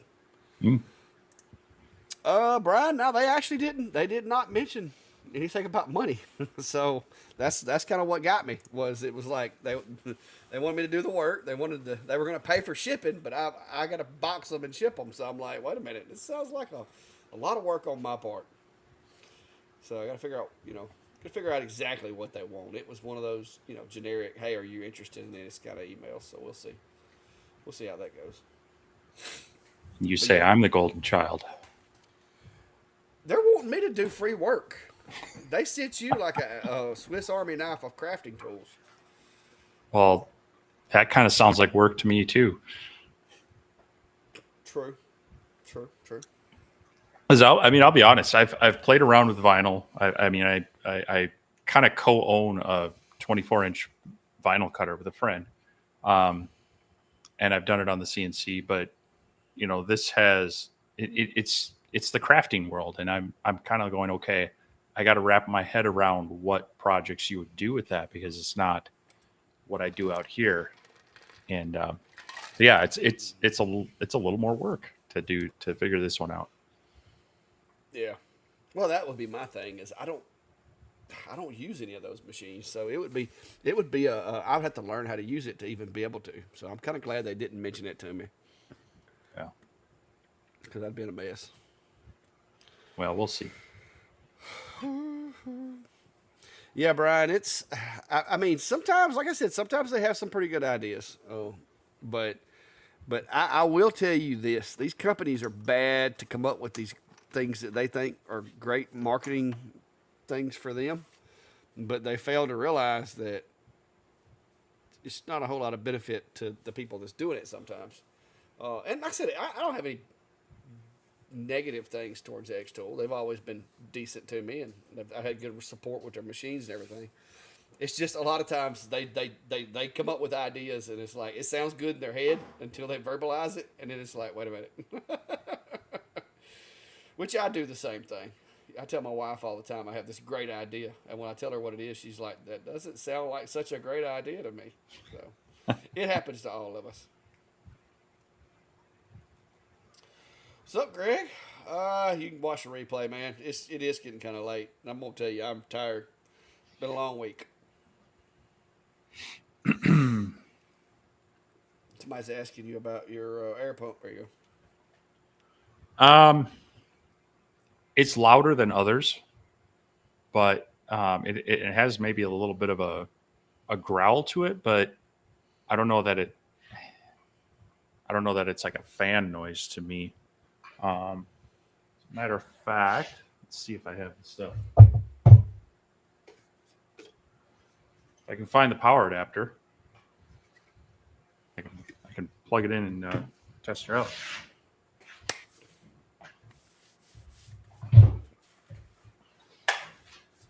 I mean, you got to pick between 12 volts and 24 volts. I was gonna say the black 12-volt one went with the A70, didn't it? Yep. The gray 24-volt one goes with the X40, I think.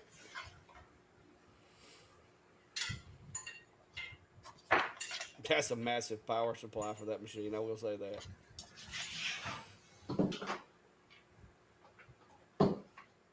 Whew. All right. Oh, shoot. That's supposed to plug into the laser. Yeah, you gotta have that little adapter cable if you don't. You gotta have that adapter cable if you don't have it.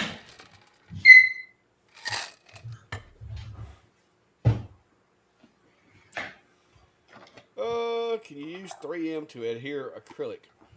By 3M, if you're talking about the little adhesive tape, yes, depending on what you're adhering it to and how big of a gap you're okay with, because the 3M adhesive strips does leave a gap underneath it because it takes up space, of course.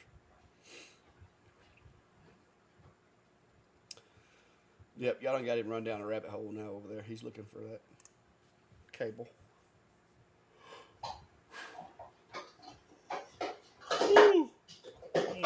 It ain't gonna take me long to go to sleep tonight, guys. Not long at all.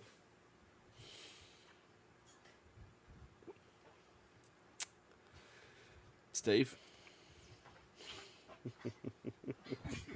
Yes. you get lost. Yes. Hey, you got your is that a planer on that rolling cart right there behind you, over your Yep. shoulder? I bet that thing's heavy. Oh, that's a cart that's meant for like a miter saw station. Yeah, I've got one that I put out front that I don't use anymore because I built this table over here. I just noticed that you had a planer stuck to yours.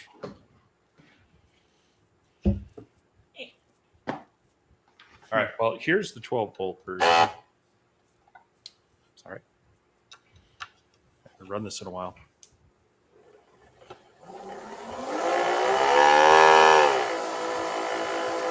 Yeah, that does sound like a slightly imbalanced fan, I guess.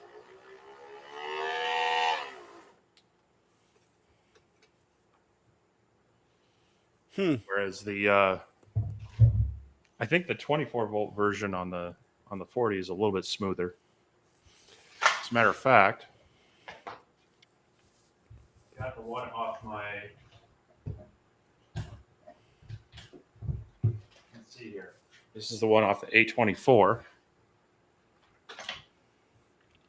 You got a 24-volt power supply? See, this basically the same model, but it doesn't sound as imbalanced. I think some of them have the two pumps and two motors, and then some have the one. Yeah. And I think the twos have less of that mismatch in the sound, and that's what makes them sound a little louder.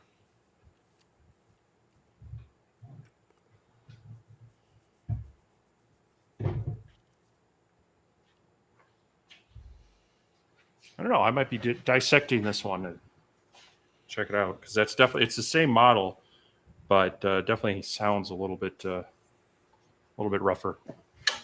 Well, you've seen the video where Klein tore his up. We had to tear it apart. Which now it was one of the older ones. It wasn't that newer design, but he's went through a couple of air assist pumps. Yeah, it's. I mean, I guess going back to the other conversation, that's one of the nice things about if you've got you'll get one of these quiet, quiet air compressors, and if you, especially like you run it outside, and then run your air in, you lose that noise. Yeah, you really can't hear my air compressor when it cuts on. If you're sitting right here, you can barely hear a little rumble through the wall. Yeah. But the downside to that is when you have those real extreme temperature swings, you can see extra moisture in the air, so you have to watch for that. But I've got dual water separators inside the building as well as the one that's on the outside. So since I've set that up, I haven't had a problem with it. But you do have to watch it from time to time. Yep. But yeah, that last one that sounded better. That's the one that's off my portable A24, and that was not that loud. I was able to run it in that kind of screen tent, and I walked before the other people showed up. I kind of turned it on, turned the exhaust fan on, turned the air pump on, and then kind of walked over to the other sites, and I was like, you really can't hear that too much. But it's just so weird when you're out there. You feel like every twig, every gravel crunch, it just carries. Yeah, especially if you're anywhere near water, it's gonna really carry. Yeah. But luckily there I was pretty well secluded on the back side of that. But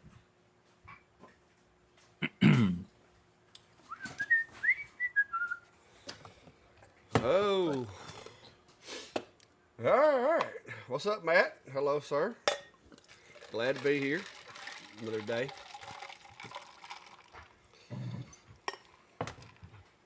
Steve, did I mention that I'll be retiring in 13 months?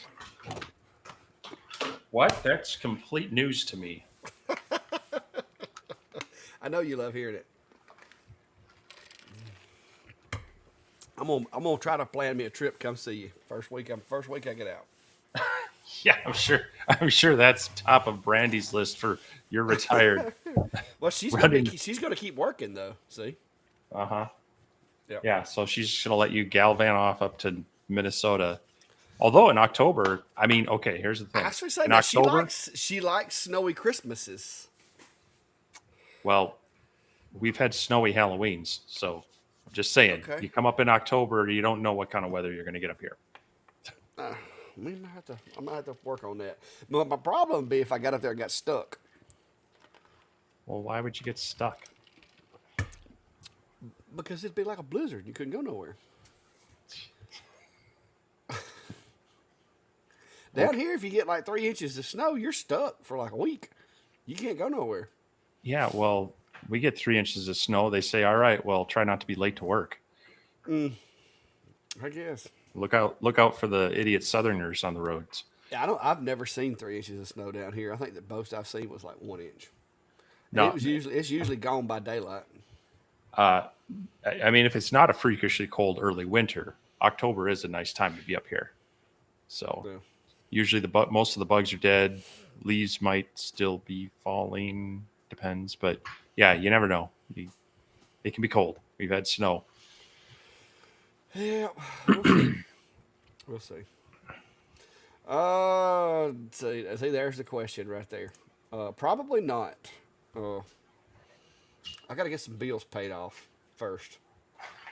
So, a couple of years ago, or about a year and a half ago, I went and bought me another truck because my other one was falling apart and was getting horrible gas mileage. So I got to work on getting that thing paid for before I can do anything. But I do plan on shortly after I retire, start to stick some money back and get some dirt work done. Maybe get a slab poured.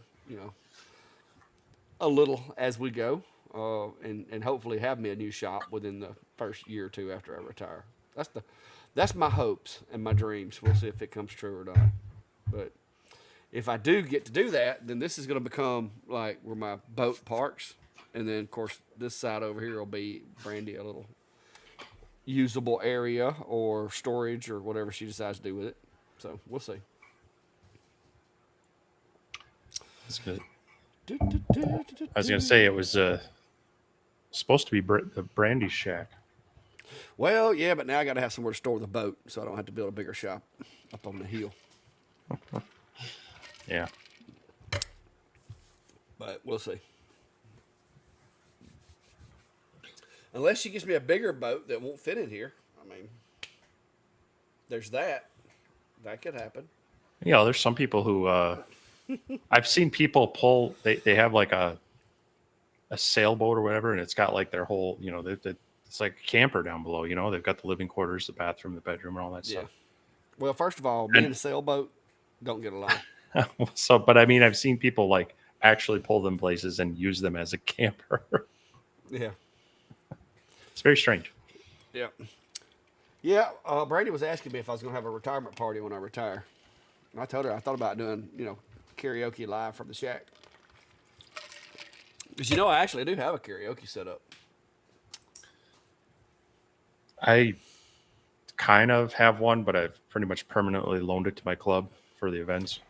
Well, it's actually just a PA system Right. for events and stuff. It Yeah, has that's a little Bluetooth thing. But it's got the tower speakers that sit on the little stands and all that. So we could have that. You can come down here. You can come down here for it. Like karaoke, you could sing some of that 1980s whatever it is you listen to. Yeah. Viral, that's pretty good. Yeah, the small F1 doesn't draw a whole lot of power, and depending on your laptop, um, those as well. And I touched on that a little bit in my camping video. When I plug my laptop into it, that thing has like a 200-watt power supply, and so it was hitting it hard, whereas the laser itself was maybe using about 120 watts. But that was the air pump, the exhaust fan, the laser itself. If you're just running the F1 standalone, yeah, I would imagine you're easily below 50 watts.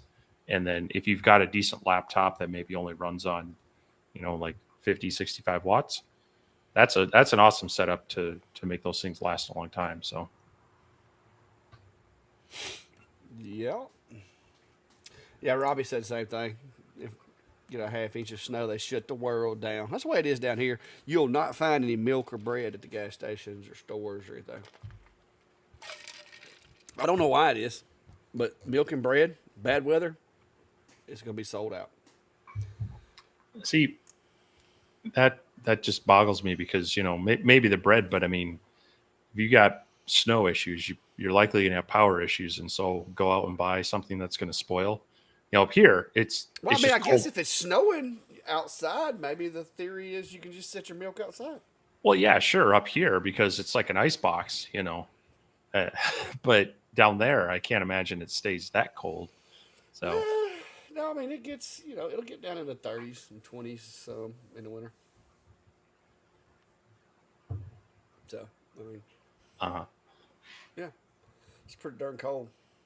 yeah, those are the days where you go, oh, it's nice and warm. No, it's actually pretty cold when it's down that because like just like today. I mean, it's been 90 something degrees, and it'll be that way up until we'll be wearing shorts and tank tops at Christmas here. So I Yeah, mean, so do we up here.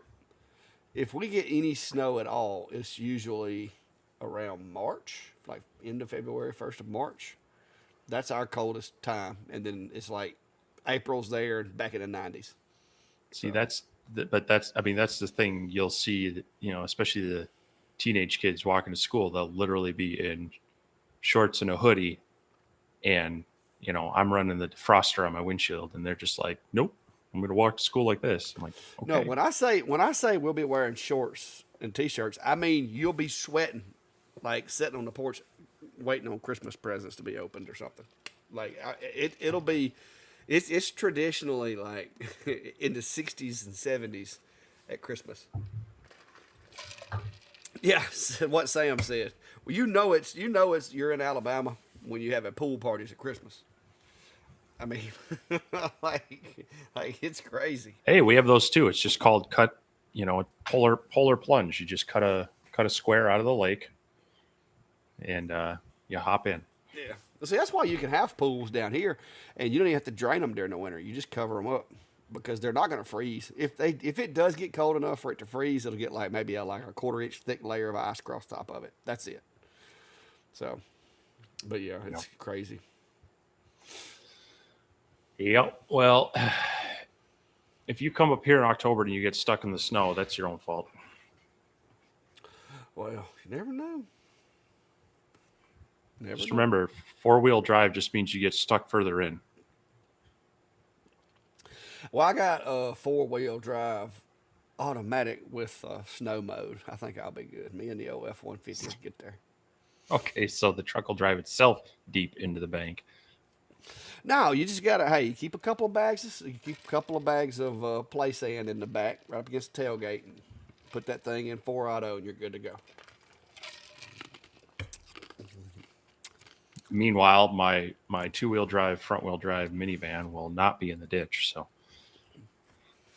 I tell you, it's hard to beat old F-150 in the snow. I passed many of them. Used to go to. We went to what was it, Little Rock, Arkansas. It was like -30. Like everything was iced. Like it wasn't any snow. It was ice. And then like the last couple of blizzards that hit Atlanta, I went over there and worked Perimeter those. alert, driveway. I went over there and worked those. Now I did have to take about 6 bags of play sand when I went to Georgia because it was like getting hot enough during the day for it to start melting a little bit, and it'd get slick as crap. And then when it got dark, it would freeze back up solid. Huh. Oh, that's my kid. I forgot she had to go back to work for a little while. Well, up here they just you find an unplowed parking lot, or you go out on a lake and you learn how to drive in the snow.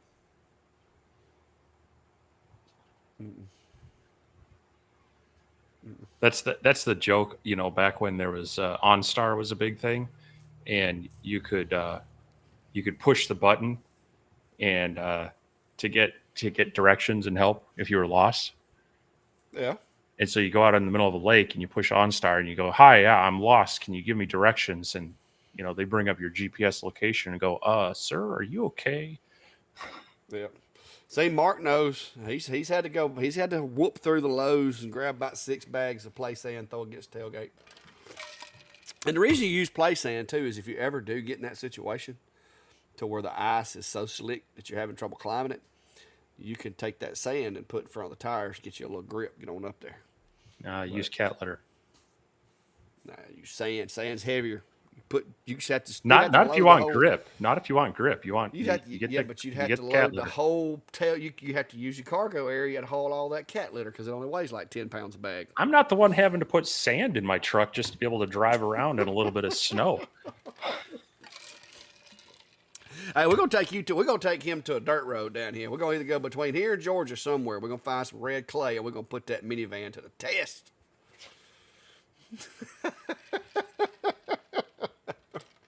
Yeah, all I'm saying is that plywood wouldn't have gotten wet if we were driving my minivan. Oh my goodness.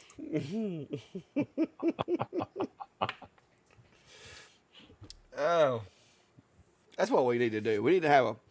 When you come down here, we need to take the minivan and the F-150. We'll tie them to bumpers together and do like a tug of war.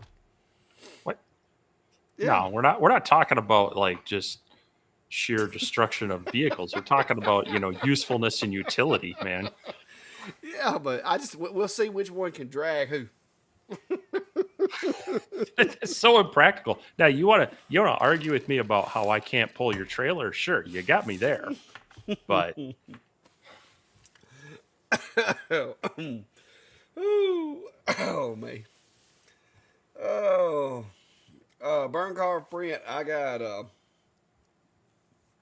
Bigfoot saying it's better than cat litter. Well, he's just see what it is cat litter. I agree, probably for the traction part would probably work better because it has more surface area, but it doesn't weigh as much and it's more expensive. You can get play sand for like $2 a bag. Now you don't want to use Quickcrete or nothing. Play sand though, it works great, and you stack it against the tailgate. It adds that extra weight that you need as well.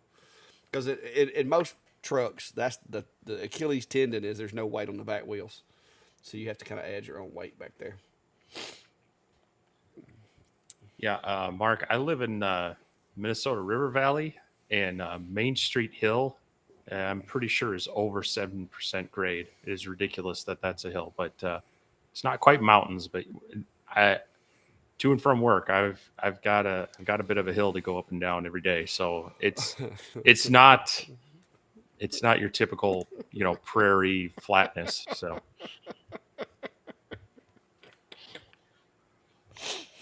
Robbie said he saw your van on MythBusters. Oh, the Sasquatch mobile. Oh me. Oh. yeah, yeah, New Ulm is just up the river from us. Yep, up here you see. It doesn't matter what you're driving up here. People, I mean, four-wheel drive can be a help in certain situations, but people just either they get stuck or they get more stuck if they're not, being smart about it. So I don't know that I'd go to the extreme of moving back to Tucson because, well, I'd die of heat stroke down there. But Mm-mm-mm.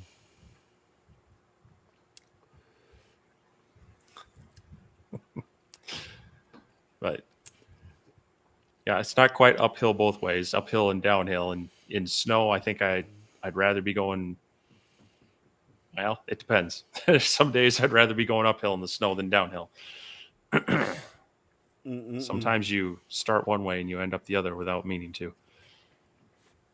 Well, I have no desire to ever have to drive in 3 inches of snow. 3 inches So, of snow is nothing. well, it is here. So we're just going to go based on what I know. And if we get 3 inches of snow here, like the National Guard's going to be out up and down the See, interstates. see, the thing you also got to remember is there are stretches of winter where, like no joke, it's not getting above zero, and so the stuff snows, it gets packed on the road, and you don't see pavement for a while. So you've got snow on top of packed ice. That's the crap we're driving on around here at times. So, and then they try to melt it with some sort of crazy salt chemical mixture that your vehicle, forget about it going 200,000 miles, you won't have a frame left by the time you get through that many winters. Yeah. Well, So, how does the minivan fare in hurricanes? I avoid them, so I don't need to worry about it. Because see, that's a regular thing up here. I mean, hurricanes and tornadoes. I mean, you gotta be ready for that. So,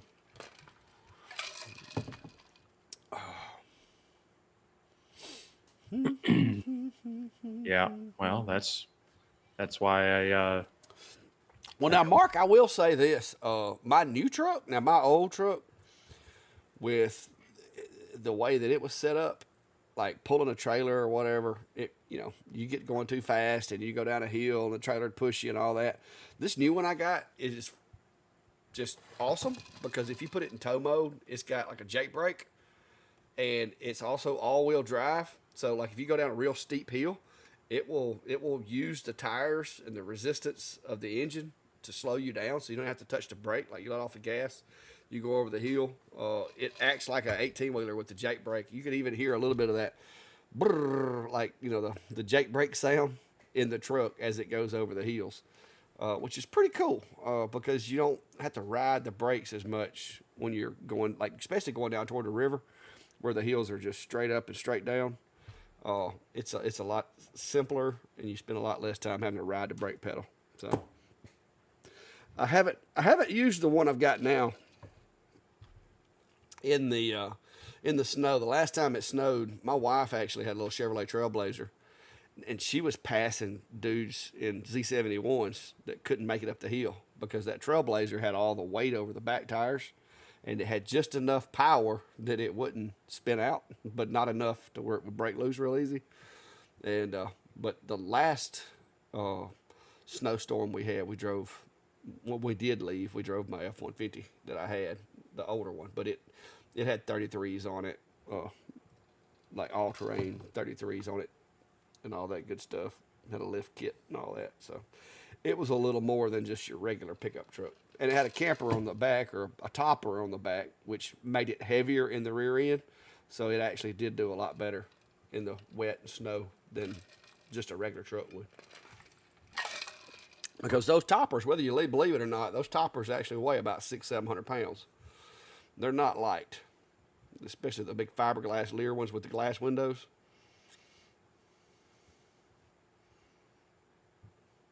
Oh, they're that heavy. Pretty darn heavy. I mean, I bought one for my truck used, and it wasn't that hard to We took lift one in. off the truck the other day. It took 3 people to get it off because it's got the. By the time you put the insulation in there, the glass, the little side boxes, the metal side boxes that go on the edges and stuff. Well, that's more than just the topper. Well, it's the one that's like on my work truck. It's got little compartments. You open it up. It's got little compartments in there where you can put All right. things. But yeah, it was. I guarantee you, it's 500 pounds. Hmm. And then your luggage rack. By the time you put the luggage rack and all that on there, they're heavy because I had to put helper springs on my old truck because it actually made it squat. Well, that and the floor jack and the impact wrenches and all that. Yep. But my new truck doesn't have one on it, so a lot All right. lighter. Well, 2 hours, 5 minutes. we're over time and talking too much about the weather. So I think it's time to wrap it up. See there, Wi-Fi said he stacked 600 pounds of sand tubes over rear axles in his 350. Keeps him safe in the Colorado winter. See, See? that's just the general problem with trucks and snow. Unless you have weight in there, that thing is just crazy light. And there's no traction. But some of us have to have trucks, Steve. We can't No, all have you like want to have a an truck. awesome minivan. Everybody, and that's the thing is, there's a lot of people who have trucks that don't need trucks. They just want to have a truck. No, And there's a lot of people who want to have 4-wheel drive trucks. They don't need 4-wheel drive trucks. I mean, unless you can put 9,000 pounds behind the minivan, I gotta have a truck. How often are you pulling 9,000 pounds? When I retire, it's gonna be quite regular. All right. Well, the average person is not. I mean, average truck driver up here is going to get groceries. So Anytime I move my tractor, I have to have it. Which I don't move it a lot. see, I there's do it. have another piece of property that I go bush hog, usually a couple times a year. But now when I retire, I do plan on getting me a camper, and of course I pull my boat pretty regular, which it's not that heavy. I could actually pull it with. I could probably pull it with a minivan. It would look a little weird. I could probably do it because I'm pretty sure it probably doesn't weigh but like 1,000 pounds probably. Oh, you could easily pull it with that. I mean, it's not breaking any records, but I can pull like 3,500 pounds. So Yeah. And then I have my big box trailer that I use at events. Now I could pull it with something smaller, but I don't know that I would want to right. because it's a pretty big trailer.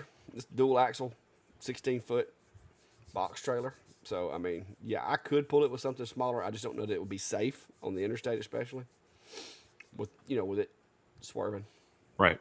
Yeah. But I mean, all I'm saying is the average person. I mean, I've had a Suburban, I've had trucks and whatnot. The thing for me is all of the things I do, from hauling my family on vacation to hauling lumber to hauling model airplanes and going on camping trips and whatnot. This is the most utility day in and day out for me. Yeah. Whereas a truck would honestly be very limiting in a lot of those. Very handy for the occasional time I might need it, but very limiting in my day-to-day life. So Yeah. Well, just like the other day when I was taking those fish guts off to get rid of them, I was glad I had a pickup truck.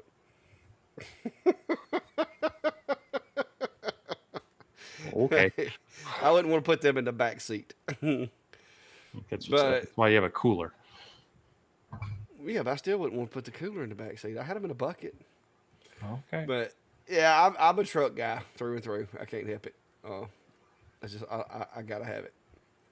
Now I'm not one of these guys. Like I see a bunch of guys in town that drive F250s and F350s with lift kits and big 44s and all this on it, and I've never seen them pull anything or tow anything. Or I mean, there are some people that are excessive, but with me, I would have a very hard time with anything less than an F150. Because even though it's not often, there's pretty regular times that I've got to have that towing ability. And as I get close to retirement, the more often it will be. yeah.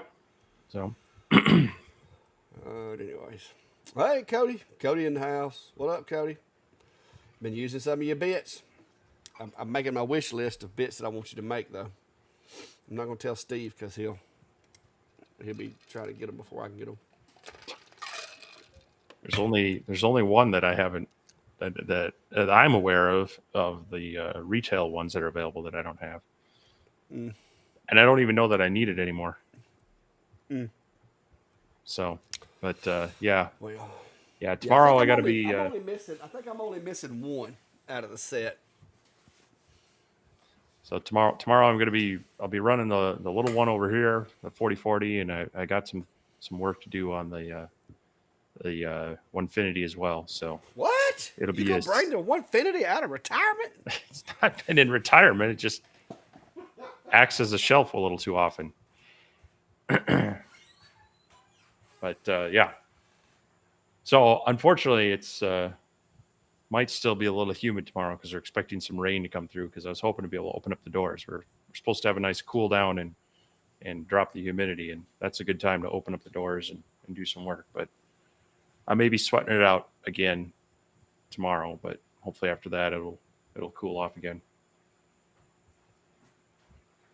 So yeah, I know, Brian, mini split, but just there's too much other stuff I've got to coordinate and organize for that to happen. And Well,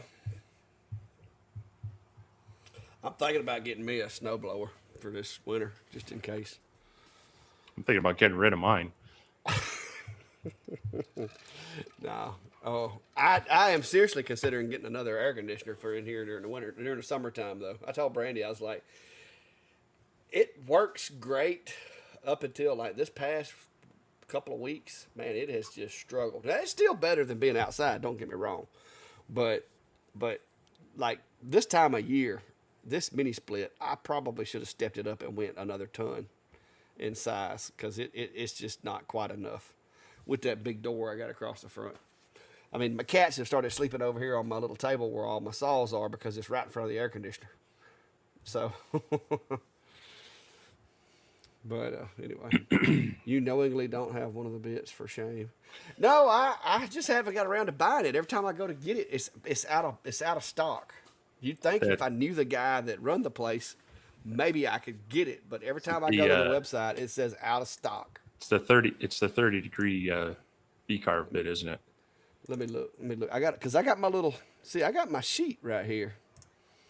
Where I got all of them marked. Did I have? Well, actually, I'm missing two more. What?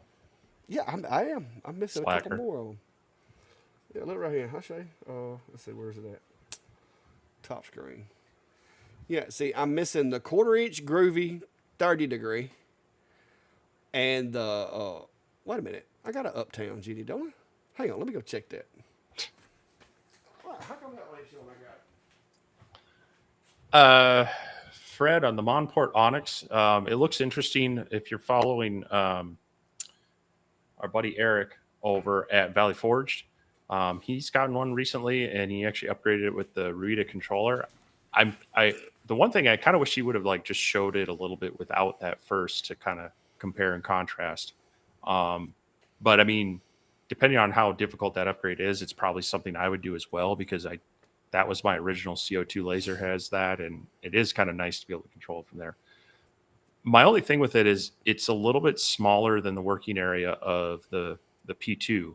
So it's if you're not needing that extra working area, that it's probably okay, and it's definitely priced a little bit nicer than the P2. But yeah, I would love to get. I wouldn't turn one down, but I don't necessarily need one myself right now, and I'm not sure I have the space to like keep it up and running long term. So it would be kind of fun to at least get one to play with for a little while, and you know, be able to share some thoughts on it. But that's my I think my biggest concern when you're looking at those desktop CO2 units is that Onyx is a little bit smaller than some of the others for working area. I think it's only 18-inch wide by 12-ish deep, as opposed to the 20 or the 24 of these others. Yeah. Well, I got to the bottom of the issue.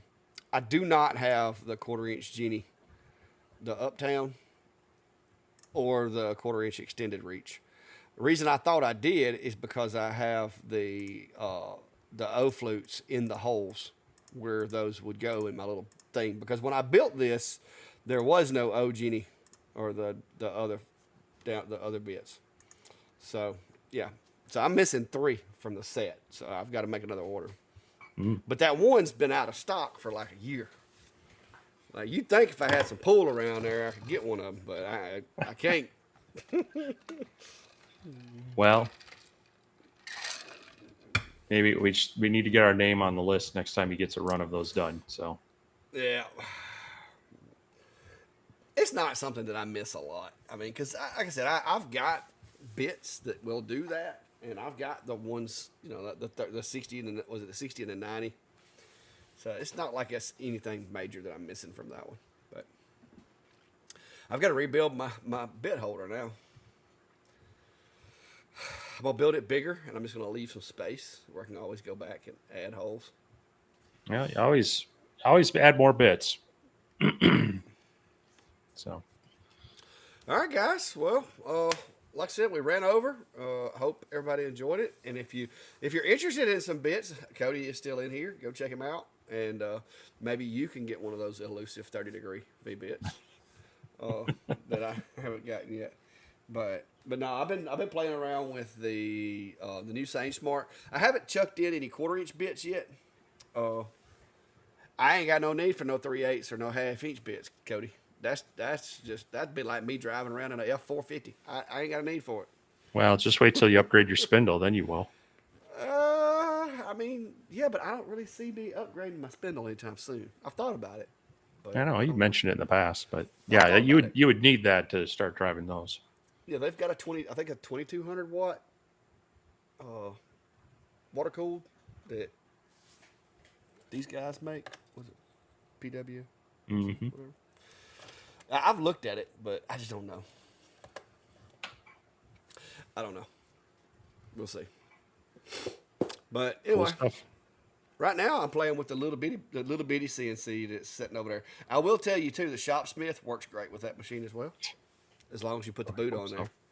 Which I'm using a Shapeco boot on it, by the way. If you need a boot for yours, go to Shapeco's website. It works great.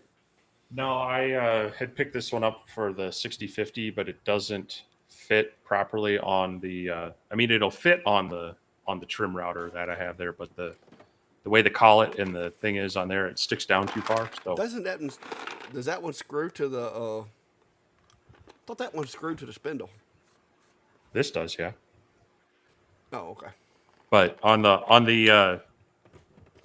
that Bauer trim router, the collet and everything sticks down too far. That by the time you get this on the bottom of the router base that it'll fit on, the bit's still hanging down like a good 3/4 of an inch. So it's almost pointless at that point. So with this one, Yeah. I can get it down far enough on here that it just kind of kisses the surface. So I should be able to get this to work. Doesn't come with the CNC. I just had bought it for that other one, didn't return it. So Yeah. Well, the one that I'm using is the one that came with it came with my CNC, but I haven't used it because I bought the upgraded one. But this is the one that I got on there right now, and it bolts on here like this. Like it's adjustable. Got that little slide right there that like clamps it. It works pretty well. So that's what I've got on it at the moment, and it's working pretty well. Bill's planning on getting the machine once I get to where I'm through with it. But I'm not too sure he's going to get my Shapeco dust boot, so he may have to invest in a dust boot because that one works with the trim routers really, really well. And if I ever do get another machine in that takes a trim router, then I'll be needing that dust boot again. But anyway, guys, great time. Good time to see everybody, and glad y'all made it. Come hang out with us tonight, and hopefully we will be back next Sunday and have a little more conversation. I know I'll be playing around with the 3D printers a little more this week, as well as doing some stuff with the CNC, and of course working on some jobs, trying to get those out. So we'll see how things go, and if y'all have any questions or ideas for content, by all means send them to us because we're always looking for content reasons or ideas. Here lately it's been kind of busy though. I mean, I haven't really got to hand pick anything lately. yeah, So yeah, I'm rolling into busy season at work. We got about 3 weeks before the semester starts, so that kind of we ramp up through the summer. I mean, things get busy, but then it kind of drops off for us where yeah, semester's in session and I can kind of chill a bit. So the next month will be busy there, but also here, got some machines to work on. But yeah, projects. I want to get some more 3D printing, design stuff out. I've got some other projects with the lasers and the CNCs. yeah. So hopefully I get enough time out here to pull that all together, keep those coming, and yeah, we'll. But yes, if people have questions or ideas or things, definitely send them our way through content or comments on videos, or through our Facebook pages, or falls fails email and such. But always, it's great when we can tailor stuff to things people want to learn and see about. So Yeah. Jimmy was asking about what would be a good spindle upgrade for the X-Carve 1000 by 1000. I think isn't that a belt driven machine? The older X-Carve. hmm So I would think. I mean, I liked my DeWalt router that I had, but I'm gonna be honest with you, I liked the variation of the speeds a little better with the Makita routers and stuff. But I mean, as far as a spindle, what would you think? Uh, I would imagine it would only need to be I about mean, something like what comes it, with the Shapeco from the factory. if you're looking for kind of a plug and play system, then Pone CNC, PWN CNC, they've got one for the Inventables that should be kind of a drop in. The problem is if you don't go with that, then you kind of are on your own to figure out, with the DeWalt 611, that's a 69 millimeter router, because DeWalt has to be different than almost everyone else. Yeah. So you would have to change out your mounting either way.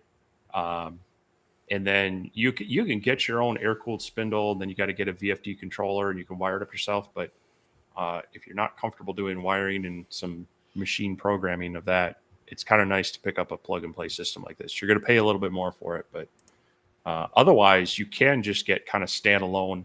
Like Genmitsu SaneSmart has this kind of standalone. It's still kind of a trim router style, but it has an ER11 collet. It goes slower. It would And it has mimic that a spindle a little bit plug. better. Yeah, it has a little short pigtail plug too, which I thought was pretty handy. The short pigtail plug. Yeah, it's where you plug. Unless yours is different, it should be about 6 inch little pigtail, and the plug goes together right there. Oh, that's what. Oh, God, yeah, I got you. See what you're saying. Yeah, yep, That way, if you need to take the router off, you don't have to like undo all your cable yeah, management and everything. yep, yeah. So if you've run that cable through like cable chain and such, that's kind of nice. So that's also an option without going to a true like VFD driven spindle, a brushless spindle. It's still got brushes you got to replace, but the dial on here will let you run it slower than your typical trim router, and it's got the ER11 collet, which will allow you. It's better, and this sits shorter than your typical the end mill part. So it's a nice kind of medium ground between trim router and true spindle. And I haven't really noticed any problems with run out on that one either. Like I said, doing some of the stuff I was doing today, I set a depth cut on that one job, and it didn't even mark my spoil board. Like the thickness of the double painter's tape hmm was all the variable that I needed, and I had just enough of an onion skin to where when I hit it with a sander, like it opened it right up. So Yeah, so nice. that was I was really happy to see that because I was afraid that router, you know how sometimes the spindle it'll run out a little bit when it spins up, hmm and so you'll wind up with variations in the depth. But I didn't see it with this one so far. Cool. But so far so good. And Angry Garage Mechanic is asking about my sensors. I have a bunch of different stuff. I use Yolink sensors, which work off of kind of like a low output Wi-Fi network type setup. Those are most of my perimeter sensors, and they have like a little hub that connects back to the main network. But then I have those set up to trigger stuff on my Amazon, my the Echoes and stuff around the house. So it's a whole other can of worms. And then of course I have cameras and all that. But it's kind of some of my stuff that I picked up doing IoT type stuff when I was going to school for networking and all that. I've got Internet of Things everywhere around this house, sensors and cameras and all that cool stuff. So, but anyway, All there's right. lots of them on the market. We need to go. It's 2 Yes. hours and 24 minutes. I'm about to fall asleep sitting here. Well, y'all have a good one, guys. We're gonna get out of here before y'all get us talking again. Went down another rabbit hole. So Sounds good good. night.